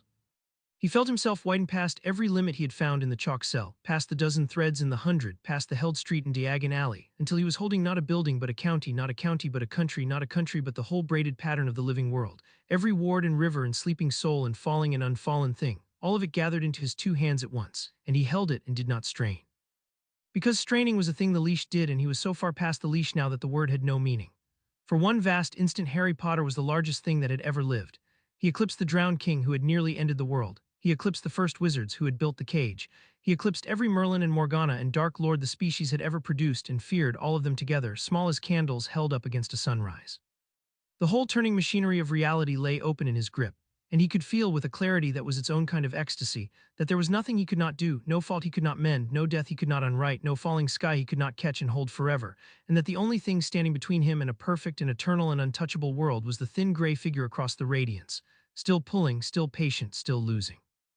It was the most powerful Harry had ever been or would ever be, and he had perhaps 4 seconds of it, the same 4 seconds he had knelt over Andromeda's thread, the 4 seconds that were always, it turned out, the whole of the test, and somewhere very far above him the sky over London stopped folding and began block by block to be mended, as the largest will in the history of the world bent itself to the work of holding everything shut, and a savage clean joy went through Harry. The joy of the strong finally allowed, after a whole life of restraint, to simply be as strong as they are. And in the instant of understanding it, he understood what winning would cost, and the joy went out of him like a tide. Because to overpower the king he had to become, for the duration, a single will imposing its want on the whole of reality against all resistance with everything he had to stop mending and start forcing. He had to do, to save the world, the exact thing the king had done to nearly end it. Take the loom in both hands and make it obey, totally, against the grain of every other will in the weave. And the loom did not distinguish between forcing for good ends and forcing for ill. The loom only knew force, and the more he forced the more the living threads, the sleeping wizards, the whole tithe population of the world, were pressed into the service of his single overpowering want, exactly as the king had pressed them, so that the cathedral he was rebuilding was no longer a cage holding the source down for everyone's sake, but a cage held shut by the unconsulted will of one man who had decided he knew best. He felt the others in the weave begin to dim under his pushing, felt 300 million sleeping wolves bend to his, felt himself becoming, thread by thread, with the best intentions in the world, the throne the king had offered him, the single power that cannot war with itself because it has consumed everything that could oppose it. Hermione's voice came to him then, not magically, only memory, the truest thing he had carried down. It can't be force. We did not keep you human through all of this so you could stop being human at the end to save us. He stopped pushing. He stopped at the very peak of his strength, with victory a single shove away, and he let the cage slacken in his hands because he understood at last, completely, the thing the whole autumn had been teaching him and he had been too frightened to learn, that there was no winning this by being stronger because being stronger was the disease, and that the king could not be beaten because the king was not an enemy. The king was what Harry would become if he won. The drowning and the salvation were the same act performed by the same hand for opposite reasons, and reasons did not matter to the loom. Only the hand, only the force, and so long as the answer was force, the answer was the king, whichever of them was holding the loom when the world went still. You see it now, the drowned king said, and his voice had gone gentle again, gentle and almost grieving, because he had felt Harry reach the peak and turn away from it, had felt the strongest soul in 1100 years decline to be strong.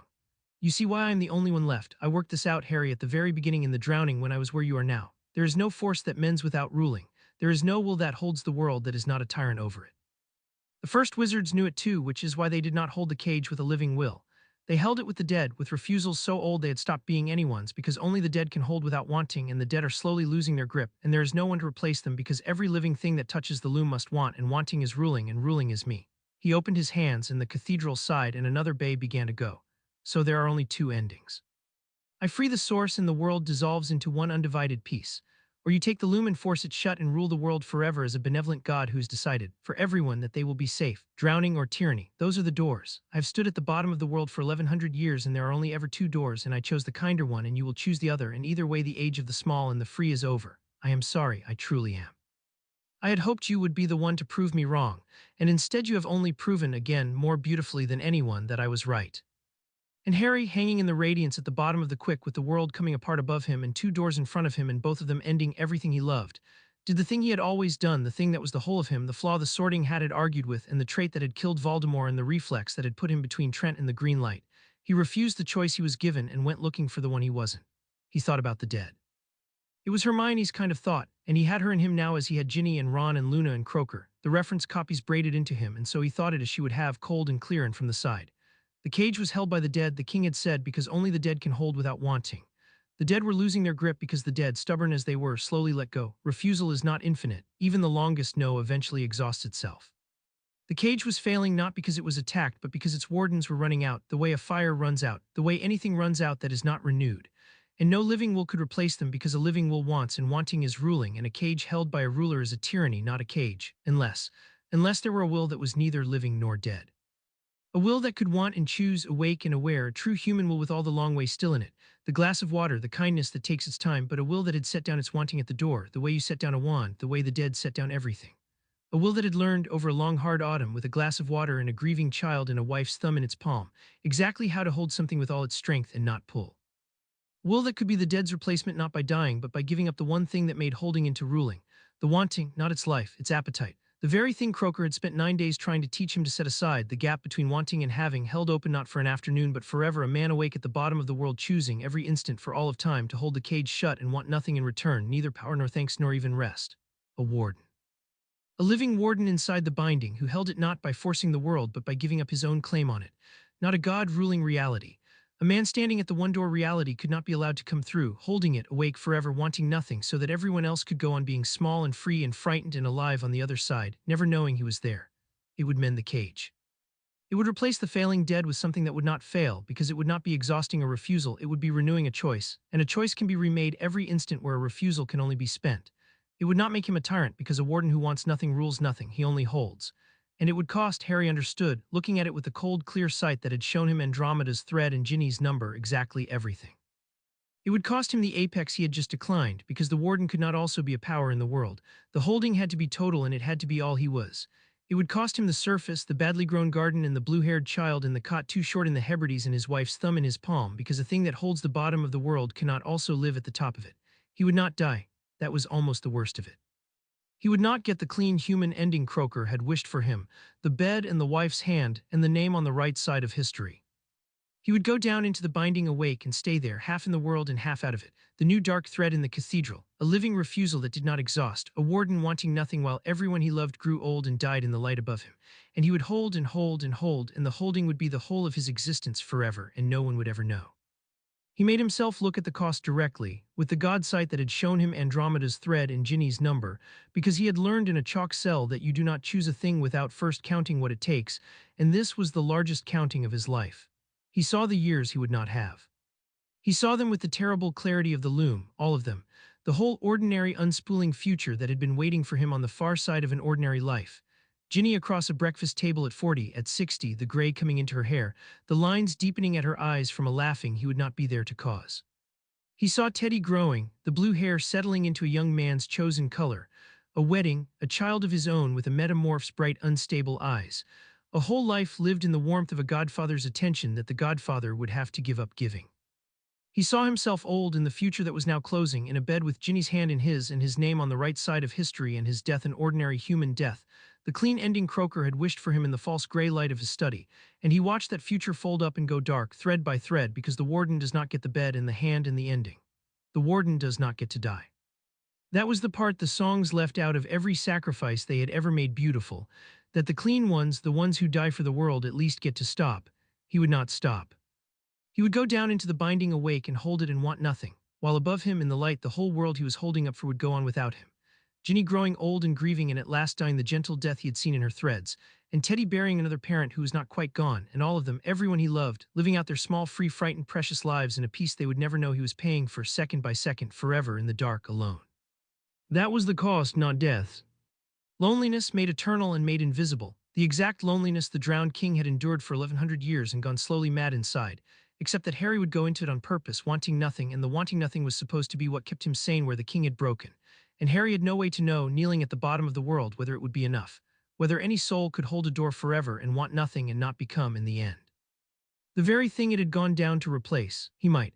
That was the honest accounting, and he made himself make it honestly. He might become the next drowned king. He might hold the cage for 1,000 years and then, some far century exhausted past the place where choice can renew itself, begin to pull. He could not promise himself he would not.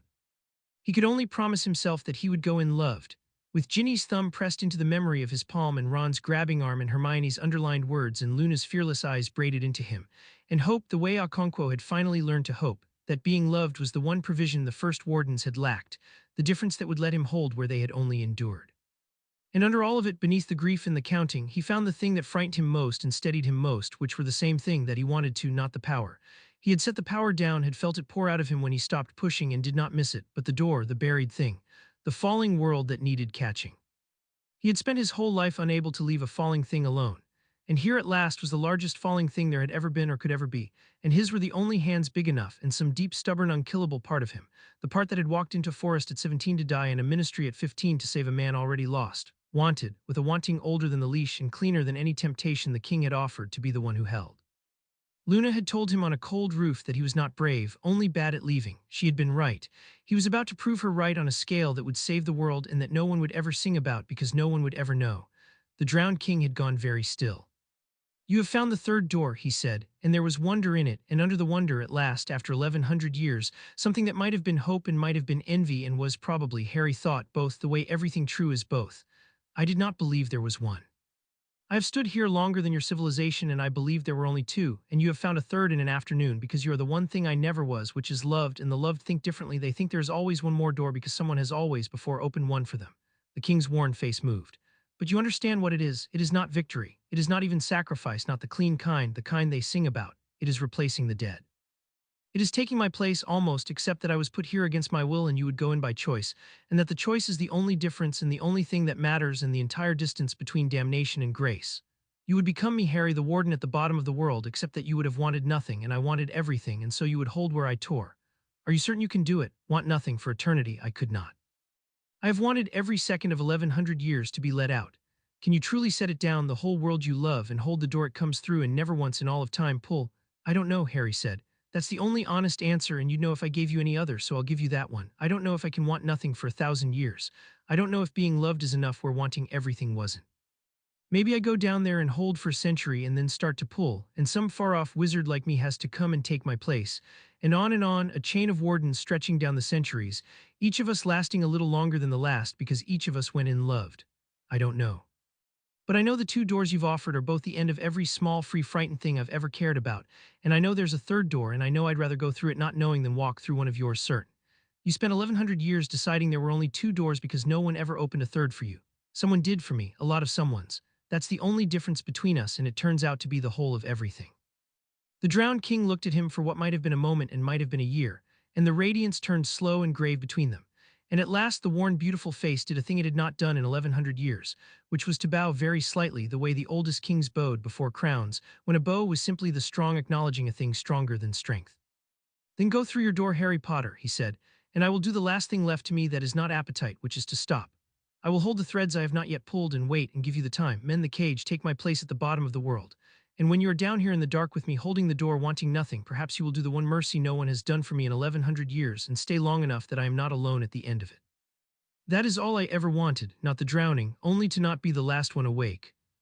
And Harry Potter, hanging at the bottom of the quick with the cathedral of the world coming apart above him and his wife's thumb still warm in the memory of his palm, looked at the third door he had found, the door that would save everyone and cost him everything and let no one ever know. And he understood that it was the most hairy thing he had ever been offered, the going toward the buried thing made final and total and forever.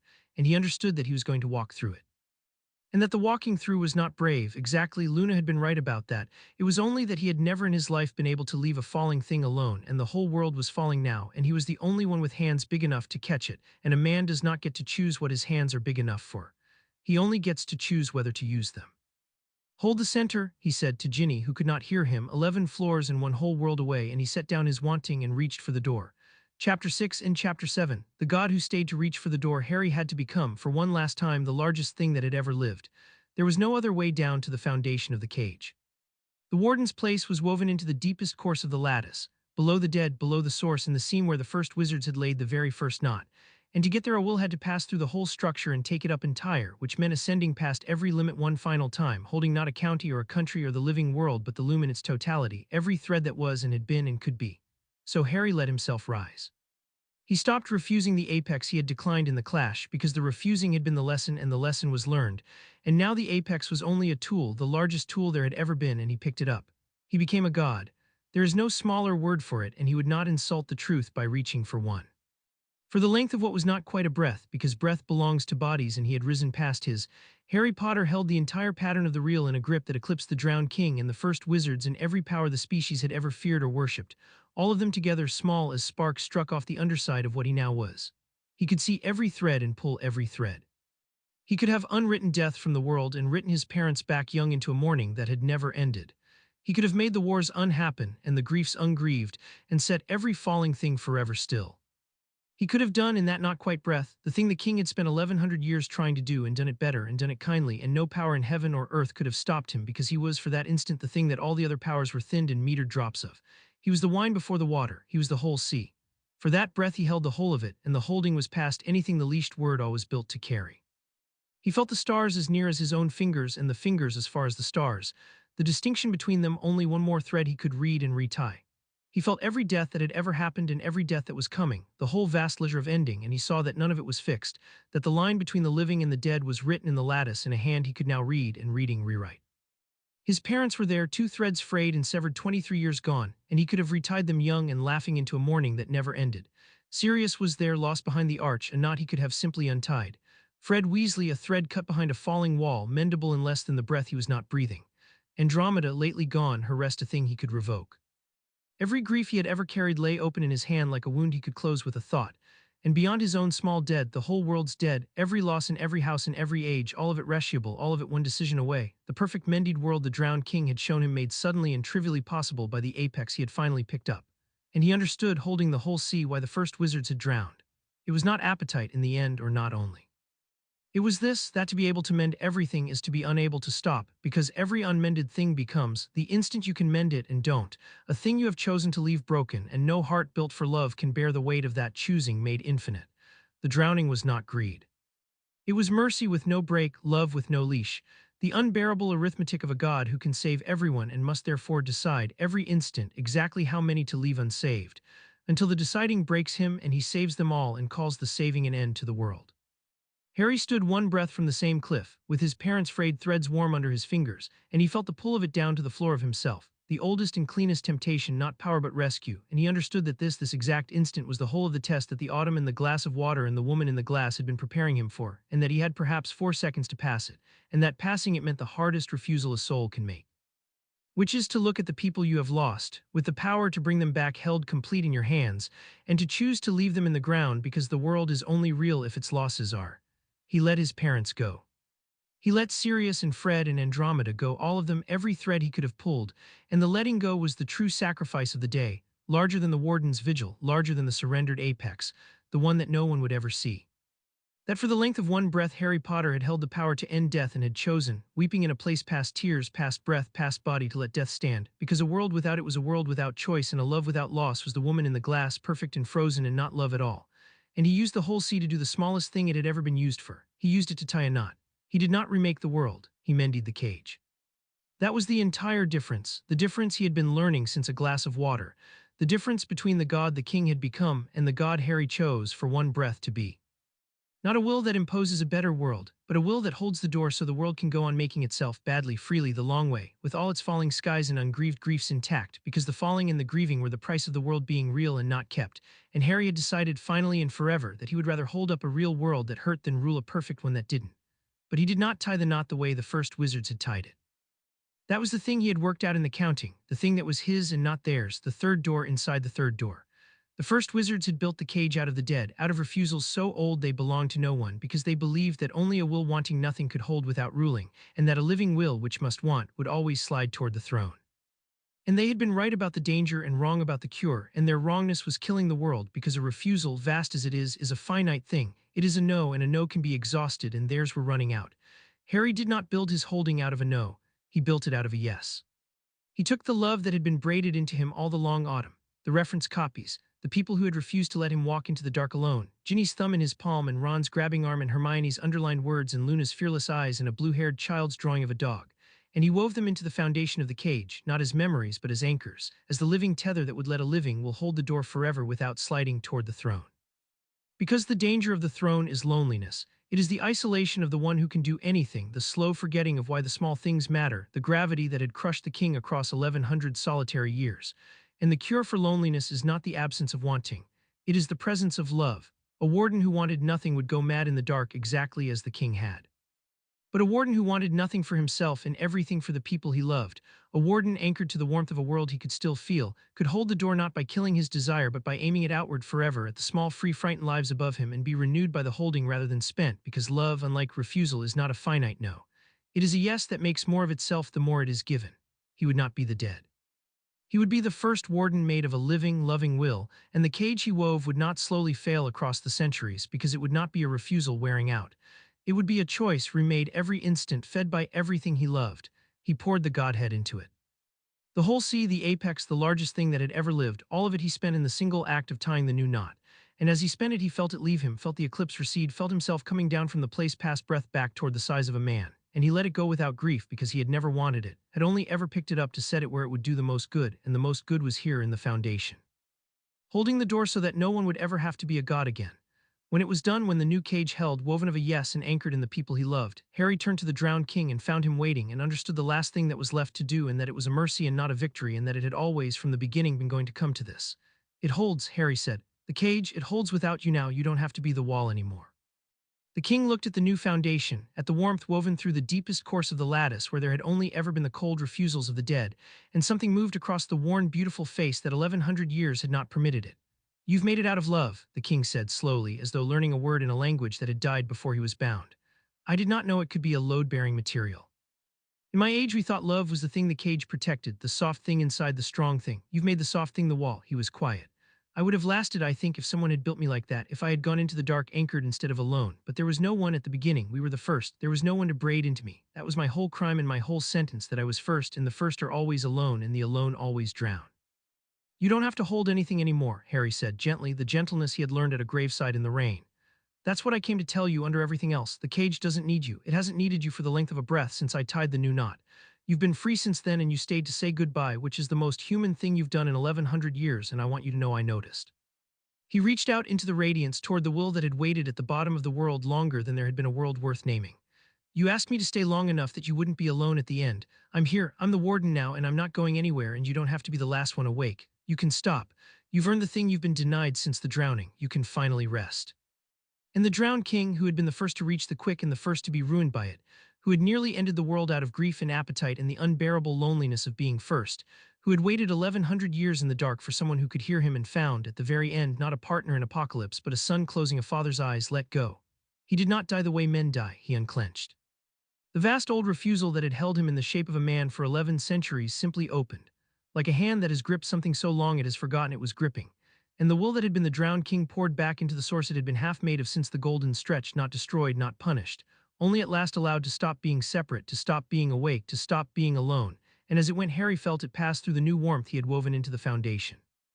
Felt the ancient exhausted thing brush against the love braided there, and felt it recognize the love after 1100 years the way you recognize a room from your childhood and be for the final instant before it dissolved into rest, not alone. That was the mercy. Harry had not beaten the drowned king, he had kept him company at the end, and then he had let him go. The radiance went quiet, the drowning stopped. Far above, the world remembered itself.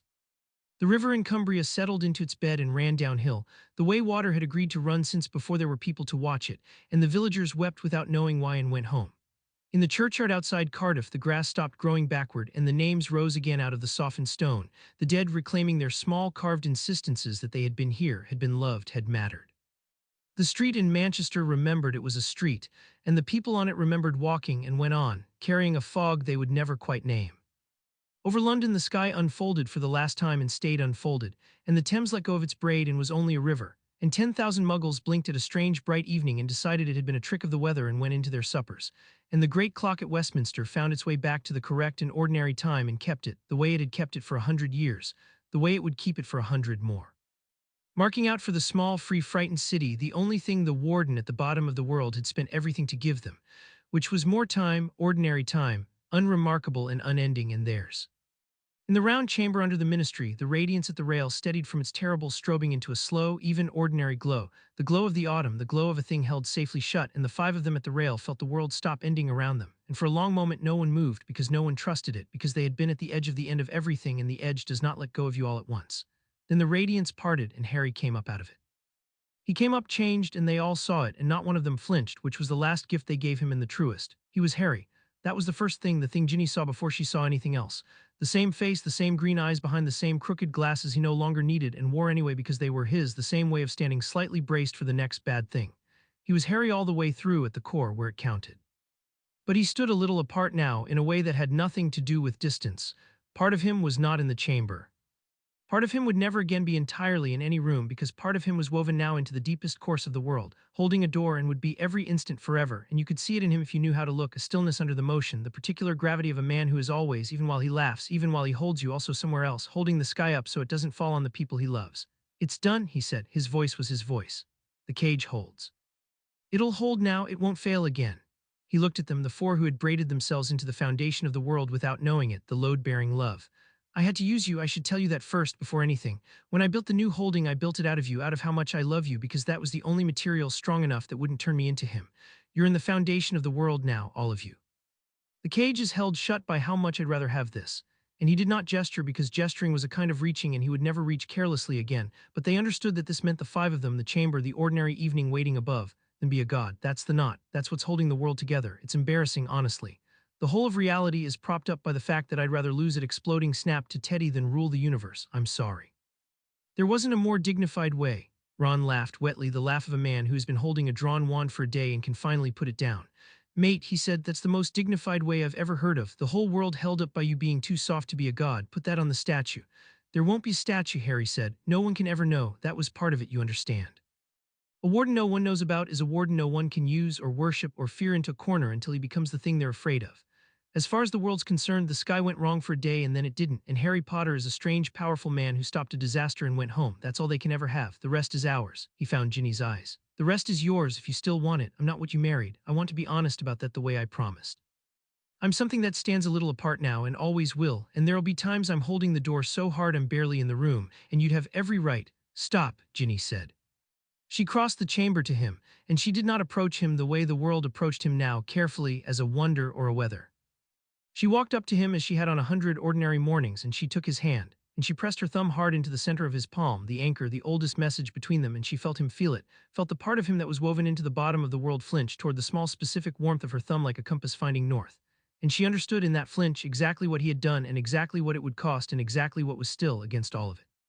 Hers, you want to know the thing about you that you still don't understand after all of it, she said. You think standing apart means you've left. It doesn't. My dad stood apart his whole life, lost in his plugs and his batteries, half in some other world, and my mum never once thought he'd left her because he came home every single night all the way home, even with his head full of muggle rubbish. You'll come home. I can feel that you'll come home. It's in your hand right now. The part of you that's holding the door is also holding mine. I can feel it doing both at once. So you stand a little apart. Fine. You hold up the sky. Fine. You come home at the end of it, all the way home, and you lose to Teddy at exploding snap, and you let me press your hand, and we hold the bad things in a crowd like we always have, and the apartness becomes just another true, horrible, wonderful fact about my husband that we don't let run the house. Her grip tightened. You came back small enough to hold. That was the only thing I asked. Everything else we'll learn. Hermione came to him then, and she did the most Hermione thing she had ever done, which was to take out her parchment, the one with WANDLESS and temptation and trust written down the months of it, and to draw a line through all three slowly and write under them one last word and turn it so he could read it. The word was held and there was no clause under this one, no warning, no definition kept against the day he forgot because there was nothing left to guard against. The cup had not been rewritten, the world had not been ruled, the man had come back the long way with his lines intact, and the reference copy could finally close the file. You held, she said, and her voice did the thing it almost never did, which was to fail her for a moment, and she let it. You found the third door the way you always swore there was one, and it cost you everything it could cost, and you paid it the slow way and you came back. I spent a year measuring you and I never could find your limit. I found it tonight. Your limit is that you'd give up being a god before you'd give up losing to Teddy at cards. I'm going to spend the rest of my life being proud of you and furious that I can't publish any of it. Luna only smiled from the floor by the iron door where she had known since the grass grew backward that everyone she loved would need to be. I told you, she said to the chamber to no one. He always finds the door. The trick was never being brave. The trick was being too stubborn about the people he loves to leave by any door that left them behind. And Croaker, at his point of the figure, looked at the steadied radiance and the man who had come up out of it and said nothing and poured from the bottle with no label 5 glasses instead of 2. It took the world longer than a day to decide what to do with a being it could not contain. It always does with the things it fears, and Harry had given it the one gift that made the deciding survivable, which was that he had, in front of witnesses it trusted, declined to be a god. Croaker carried that testimony up out of the dark, the only unspeakable who had stood at his point of the 7 and watched the largest will in history pick up the apex of all power and spend it, every drop on a knot, keeping nothing. The world did not believe it at first. The world's instinct, schooled by every dark lord it had ever survived, was that a being who could rule and said he wouldn't was only a being who hadn't ruled yet. And Harry let it think so, and did not argue, and went on, day after day, declining, until the not ruling accumulated into the only evidence that has ever worked on the question of the strong, which is time. Kingsley came to Grimmauld Place a week after alone, without the office on his face, and sat at the kitchen table where Pelham had once sat with her clipboard and drank tea and said, I have to ask you something as the minister, and then I'm going to ask you something as your friend, and I'd like you to answer both honestly even though they have the same words. He turned his cup. Can you be governed? No, Harry said. Will you act as a man who could be where it costs you nothing so that the people who are frightened of you have something to point to that isn't a lie? Yes, Harry said. Gladly, forever, that's the whole deal I'm offering Kingsley, and it's the only one I've got. I can't be held, so I'll be patient instead. I'll show up to the hearings. I'll answer the ICW's letters. I'll let your Aurors believe their wards mean something. I'll be the most governable, ungovernable thing in history because I understand that the theater of it is how 300 million people sleep at night, and I'd rather perform being safe forever than make them live next to a thing that won't even pretend. The pretending isn't a lie, it's a courtesy. It's me wanting nothing from them out loud where they can see it. He almost smiled. I've had practice. I spent 9 days once not drinking a glass of water. Kingsley looked at him a long moment. Then he finished his tea and stood and put his hand on Harry's shoulder, the broad, steadying hand that had held a battlefield, and he said the thing as a friend, which had the same words, Can you be governed? And Harry said as a friend, No, but I can be loved, and it turns out that's the only thing that ever held me, so keep the people who love me close, Kingsley. That's the real containment protocol. That's the one that works. Don't ever let them move Ron to the Hebrides again. And Kingsley, who had once been asked to put a collar on the most powerful being in the world, laughed and promised, and kept the promise. And that was the closest the wizarding world ever came to governing Harry Potter. A handful of people had agreed quietly to keep close to him, because a frightened envoy from West Africa had said at the end of the world that hope was the only strategy left, and a tired minister had finally understood that she meant love, and that love is not a strategy at all but the thing strategy is for.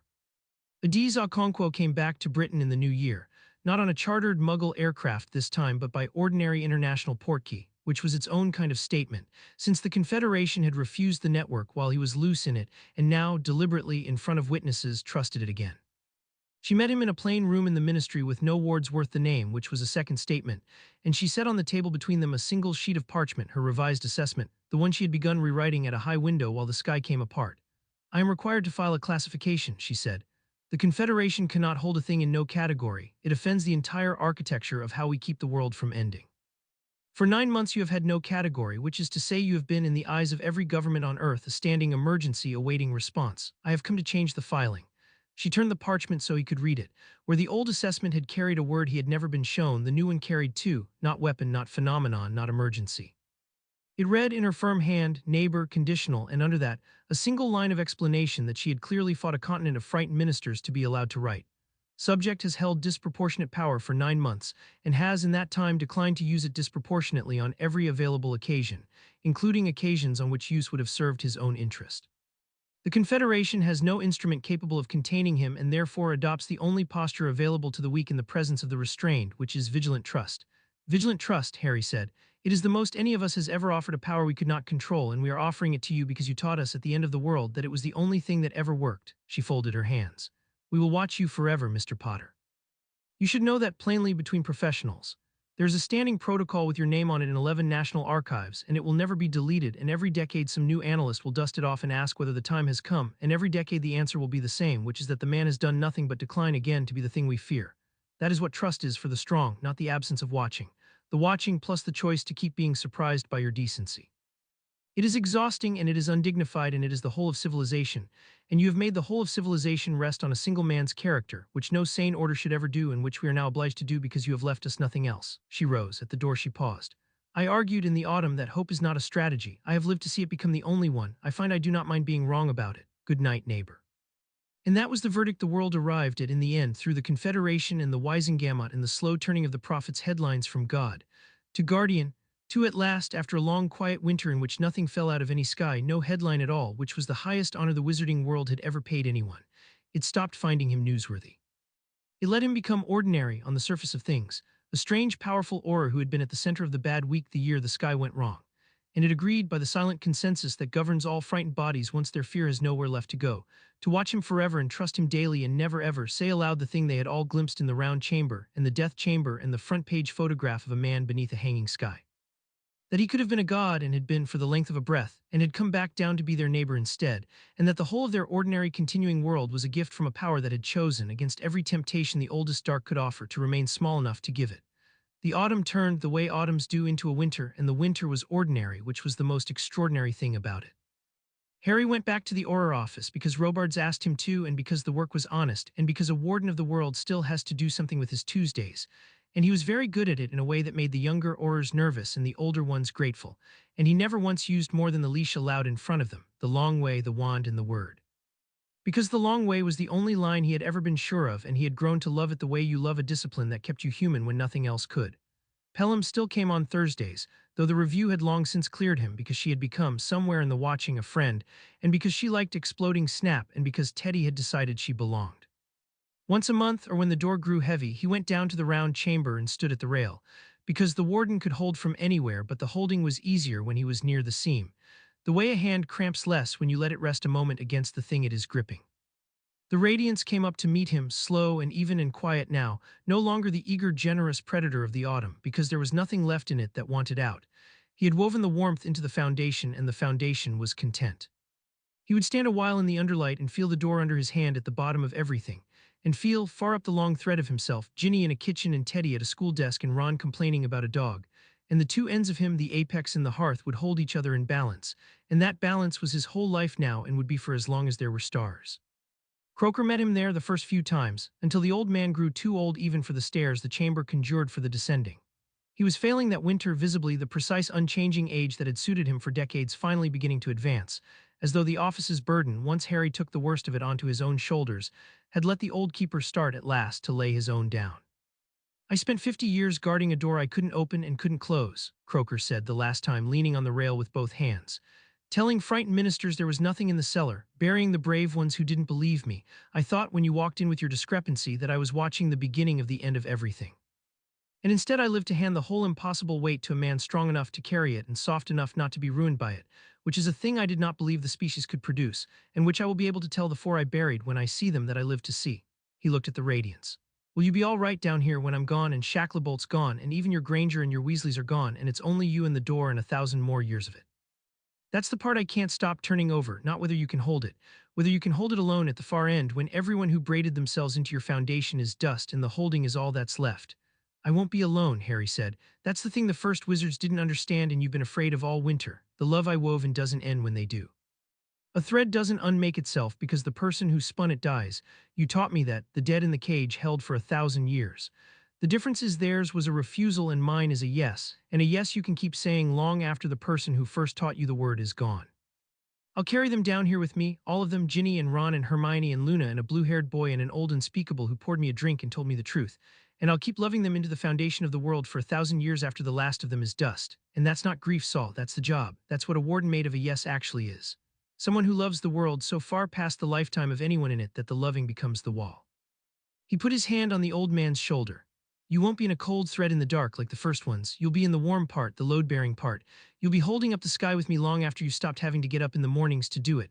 I can't think of a better afterlife to offer the man who buried 4 people guarding this so I could inherit it whole. Rest when you're ready, I've got the door.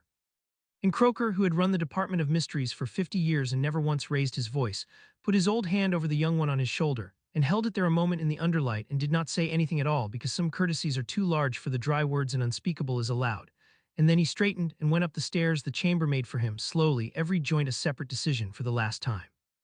And on a winter evening in the house that had stopped being a tomb, Harry sat on the stairs with Ginny's chin on the top of his head and her hand in his hand, the way they had sat on the night of the candle a lifetime ago. And down the hall in the kitchen Teddy was teaching Ron a card game with rules he was inventing as he went. And Hermione was losing on purpose and pretending not to, and Luna was narrating the whole thing to no one in a tone of grave delight. And the warmth of all of it ran down the hall and up the stairs and into the center of Harry where it was needed, where it was woven into the deepest course of the world, holding a door. You went somewhere just now, Ginny said. I felt it, the far-off thing. I'm always somewhere, Harry said. I told you I'm holding the door. I'll be holding it for the rest of forever, under everything, even now, even here. I know. She did not ask him to stop, because she had married a man who held buried things, and the most buried thing in the world was his now to hold forever. And she had made her peace with the apartness the way you make peace with a true fact, by refusing to let it run the house. But you're also here, on the stairs, with your hand in my hand, both at once. Both at once, Harry agreed and pressed his thumb once into the center of her palm, returning at last the anchor she had given him 10,000 times, the oldest message, sent the other way for once. I am still here. I came back small enough to hold. He was a god. He would be a god until the last star went out, holding the door at the bottom of the world, so the small, free, frightened people above it could go on falling and grieving and choosing, and loving in a reality that was real because it could still hurt them. He had held the apex of all power in his 2 hands for the length of a breath, and he had spent every drop of it not to rule the world but to keep himself from having to, and he had come back down to the size of a man on a staircase with his wife's chin on his head and a child's invented card game running down the hall, and out of everything he could have been, out of every door the oldest power in the world had offered him, he had chosen this. The smallest and the hardest and the only one worth holding, to be a god who stayed, awake forever in the dark and home every single night all the way home because the whole of the world he carried was worth nothing at all to him beside the warmth of the people he had carried it for. The candle on the kitchen table was lit. He had not lit it. Down the hall Teddy laughed and the flame stood up clean and steady in the dark and held. Chapter 7 end.